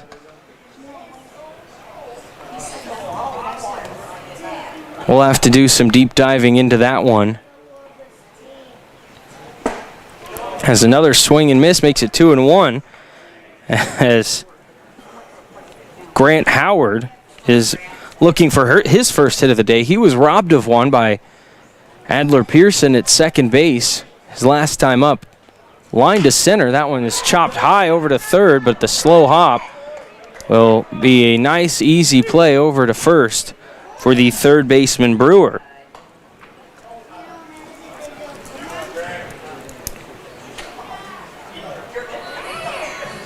Now hitting number 1, Rhett Spell. So Rhett Spell comes up 0 for 2 with 2 strikeouts so far, looking to break that streak. Rhett did not play yesterday. Comes on here as the Brigade look to try and start another 2-out rally.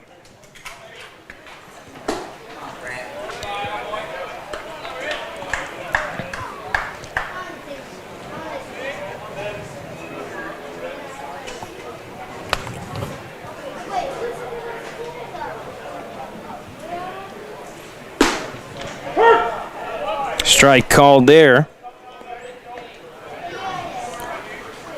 Spell trying to, as I said, record that first hit of the day for himself. Chopped foul for strike 2.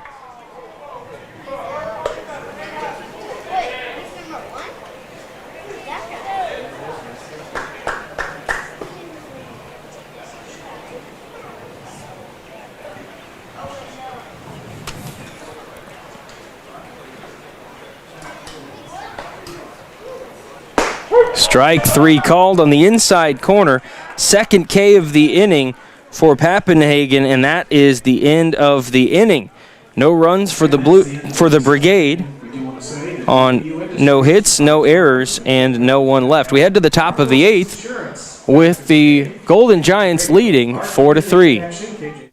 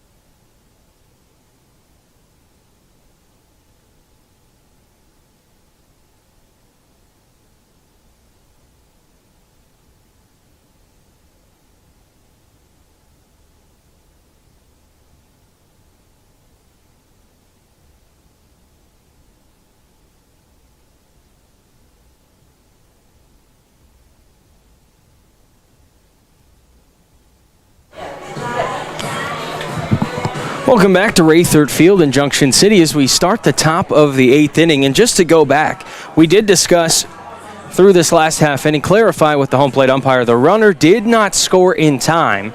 And I did even pull it up on my own cell phone on the video stream here just to go back and make sure. But he was not home in time as the out was recorded, so we are still tied at 3 in the top of the 8th for Mickey Coyne.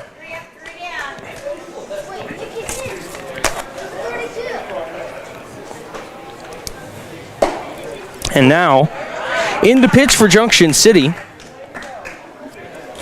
is Tanner Martin. Replaces Chandler Young, who had completed 3 scoreless innings.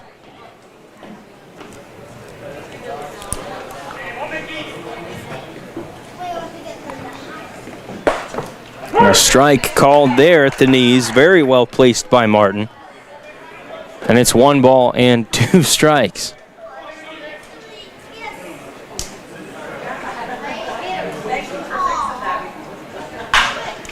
That one sharply grounded to first, but Casey Stewart gloves it with the left hand and steps on the bag. 3 unassisted for out number 1 here in the 8th.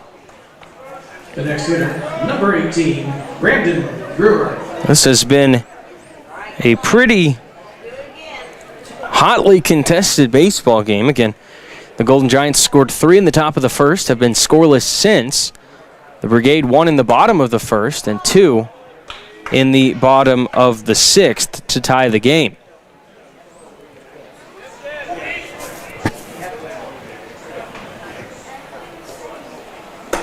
Pitch upstairs, 2-0 from Martin, who is a Blue Springs, Missouri native, an Emporia State Hornet, as that one fouled straight back towards us. And again, we are thankful for the screen.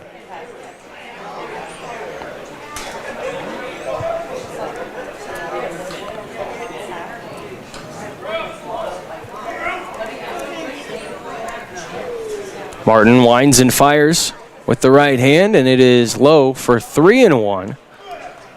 Walks aplenty have been a problem for the Brigade so far tonight. However, it hasn't come back to bite them too many times. It did in the first inning, however, as ball 4 misses for Martin. The runner goes to first with 1 down. Markert. Brings up Markert. And to look ahead for the Brigade, they will take on the Golden Giants again tomorrow night. And then Thursday, Friday, and Saturday take on the Sabetha Bravos, with Thursday and Saturday being 7 p.m. first pitches from here at Raythert Field.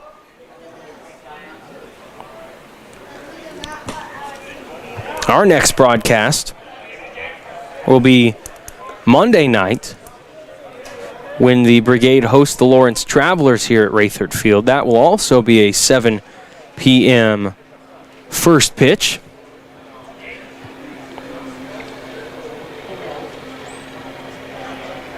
Martin steps off and looks over towards first, trying to keep Brandon Brewer honest over on the bag.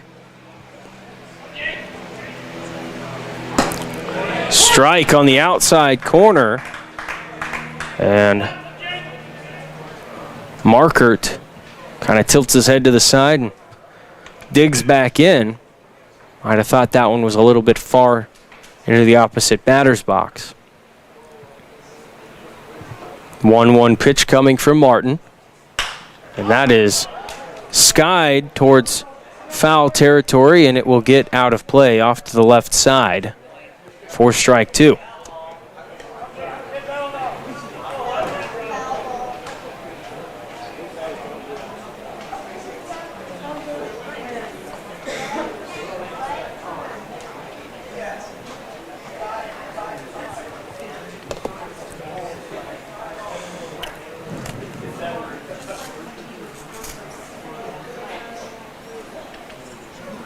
1 ball, 2 strike pitch coming as we wait for Martin. That one is offered at and missed.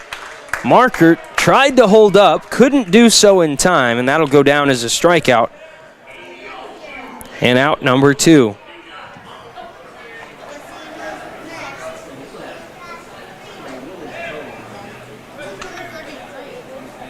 Just to finish the line on Chandler Young, 3 innings pitched with 2 hits, 1 walk, 2 strikeouts, and no earned runs, I should say.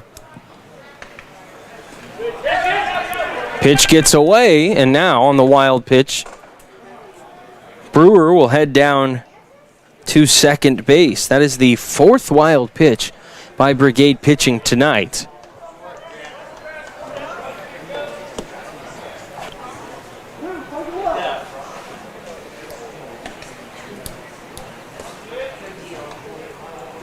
One ball, no strikes here for Cameron Bogan. Bogan so far tonight 0 for 3 with 2 strikeouts, and he takes one here, 1-1. Grounded out to third base in the first inning, to end the first inning, did Bogan, and then a strikeout swinging in the 4th and a strikeout looking in the 6th on his stat line tonight. And that one, a big cut and a miss, makes it 1-2, and Martin can try and get out of the jam here.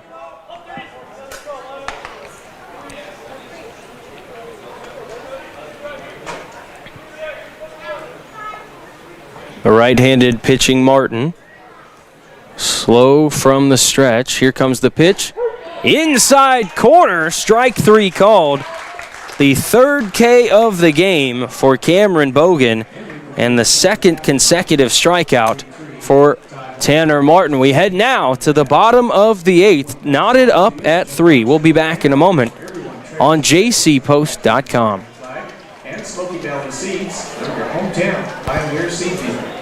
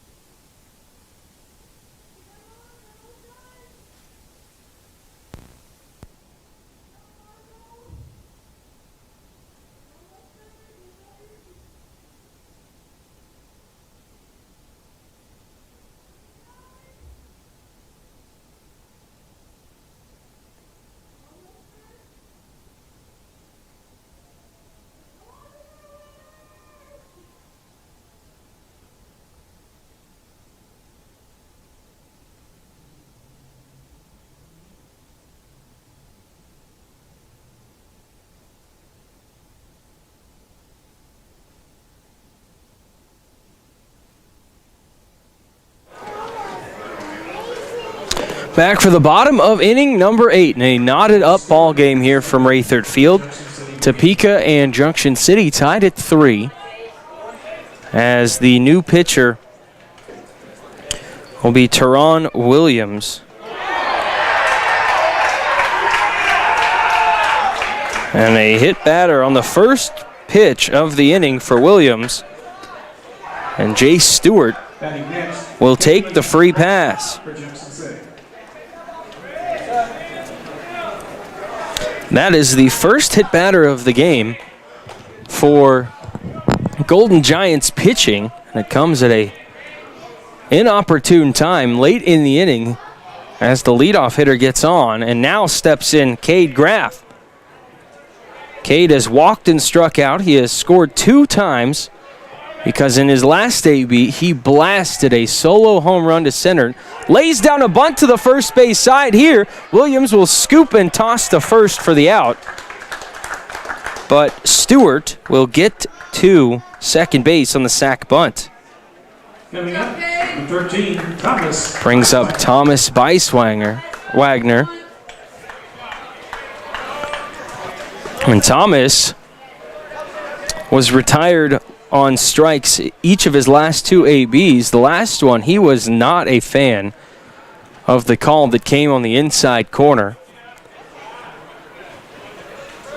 But a base hit here could potentially give the Brigade the lead.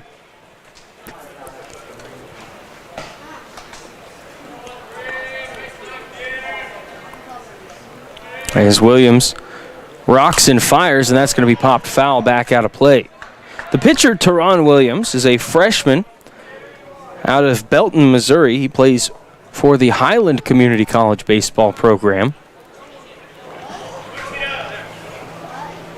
But being a Belton, Missouri native, the Midwest A's, they are out of Belton, Missouri. But Teron opts to play for the Golden Giants, being that Highland Community College is just a stone's throw away from Topeka. The 0-1 pitch is skied into right field. Stewart will tag as the ball gets lost in the lights and it will drop. And so Thomas Beiswagner will end up with a double.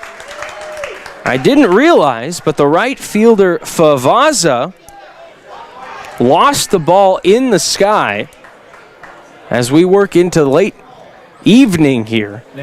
A tough spot, apparently, as that will be a base hit, a double. And so now, an intentional walk will be dished out as well to Price Allman, and the bases will be loaded. Trying to bring that inning-ending double play into the equation. Coach Kermer comes out to rally the troops. A ground ball away from heading to the 9th with a tie ball game, but now no more open space. Something's got to give here. As Jace Essig comes up, he has walked and has been strike out. He also was retired or reached on a fielder's choice, I should say. So he's 0 for 2 officially, but he has been on base twice. Has yet to score a run, but comes in with an opportunity here to give the Brigade the lead, facing Teron Williams. A hit batter, a sac bunt, a double on what should have been a fly out, and now an intentional walk have loaded the bases. And that one is shot quickly to the right side. Everybody gets out of the way, and it is strike 1.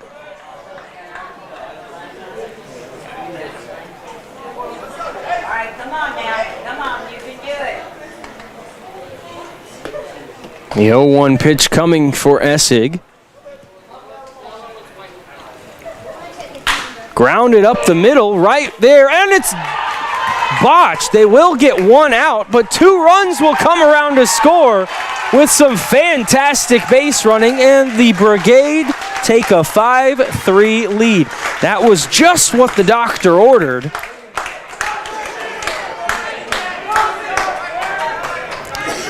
Wow. A ground ball right up the middle, fielded by the shortstop, Bogan. It eats him up a little bit. Or rather, Brown is at shortstop right now, I should say. He was just entered recently. Number 15. Caleb Brown. But it hopped up on him.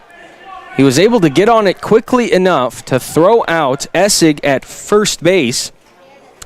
But Jace Stewart and Thomas Beiswagner both score on the play, and this one is lined to dead center, and it will be caught to end the inning off the bat of Garrett Redden. But the Junction City Brigade score 2 in the bottom of the 8th and will come up now to try and shut the door on a win. We head now to the top of the 9th. You're watching Brigade Baseball on jcpost.com.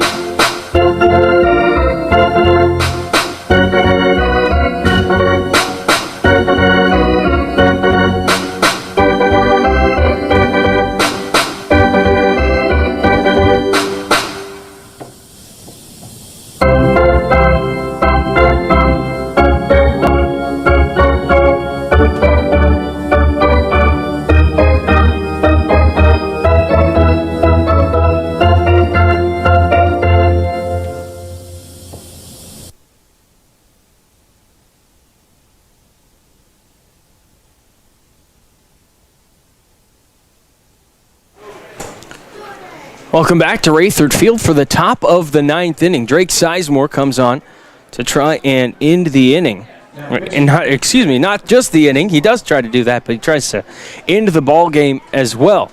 Comes in a save opportunity as the Brigade gave him 2 runs of support in the last half inning. But Sizemore steps up.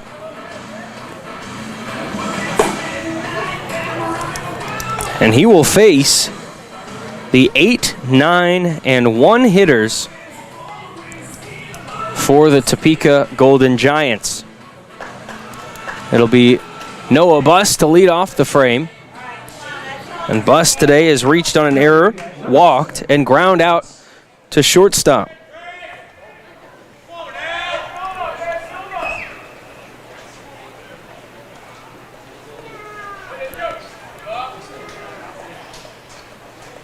First pitch, a strike on the outside corner.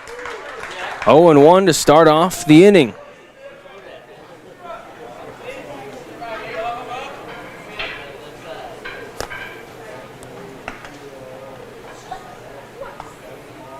And a breaking ball, nicely done, makes it 0-2.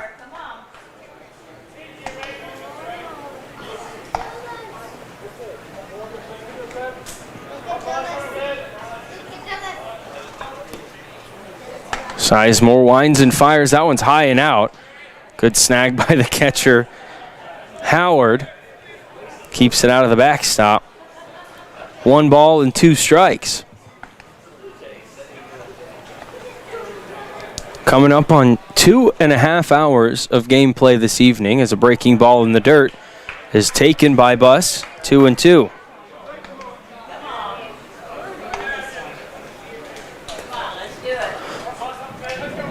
The Brigade looking for their 2nd consecutive win. It would push their record to 3-2 if the result can hold here. 2-2 pitch coming.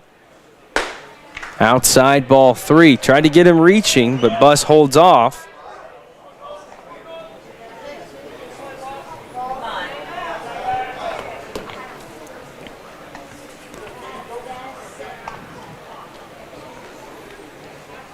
Payoff pitch coming. Fouled straight back, and we will do it again. That one banked off of the wall behind home plate and rolled all the way back out to Sizemore in the middle of the infield. We'll get a new baseball here.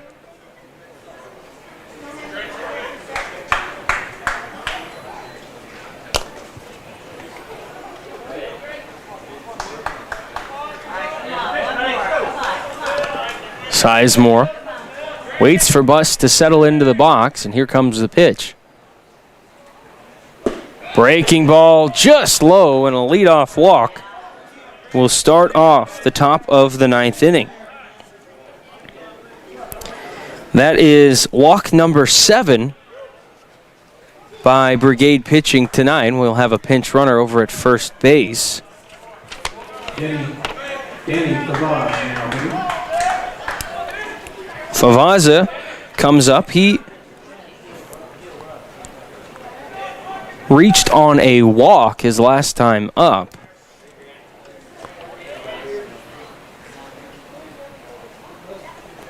First pitch is up and in to Favaza.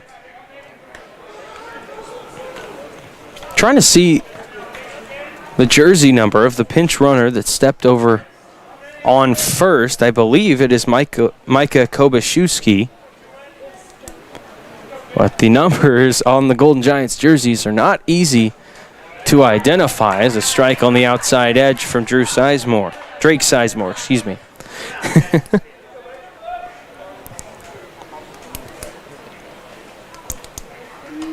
But Favaza comes on representing the tying run.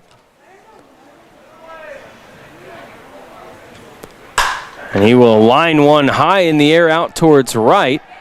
Coming back to make the grab is the right fielder, Rhett Spell, and that's out number 1, and a big out number 1 it is.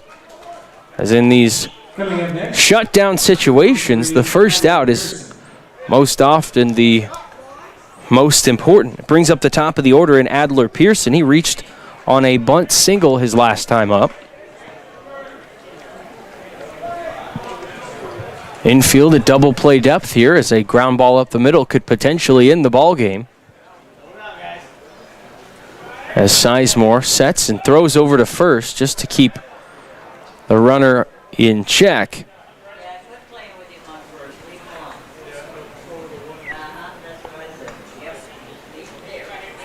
Sizemore, another long look over to first base. Comes home, and that one will miss just a little bit low and out. Brigade dugout, not so sure about that location.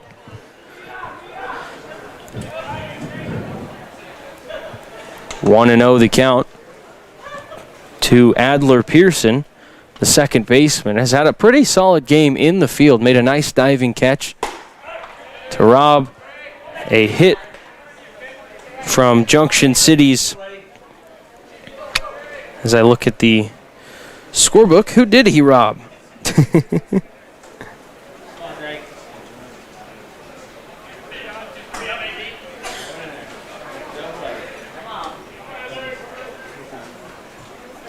Grant Howard. And that one's softly grounded over to first. They'll tag the runner for the out. It advances the base runner in Kobaszewski over to second, but that one started out foul and ended up rolling fair.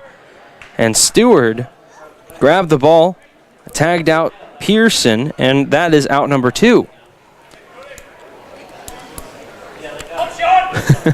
So the Brigade now just 1 out away from a victory here tonight. A come from behind victory.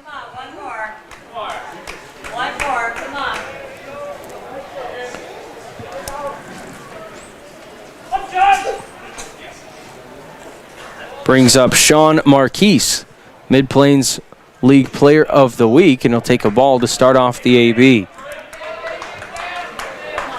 Kobaszewski came in to run for Noah Buzz, who let off the inning with a walk. Just try to get some base path speed there. And another one low and inside, 2-0, as Sizemore hasn't been ahead in many counts in this inning. But he has gotten some help from his defense. Fly out to Spell, out in right, and then Stewart, the play at first there is a nice pitch, breaks into the zone on the inside, and it's 2-1.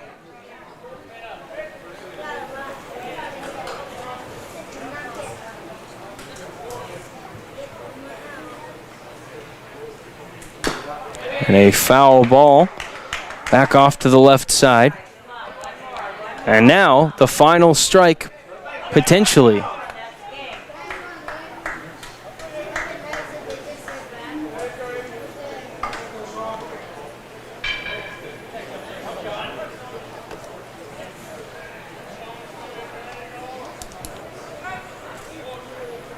Two ball, two strike, two out pitch. Sizemore brings it to the plate and just missing on the outside corner. And the count will go full.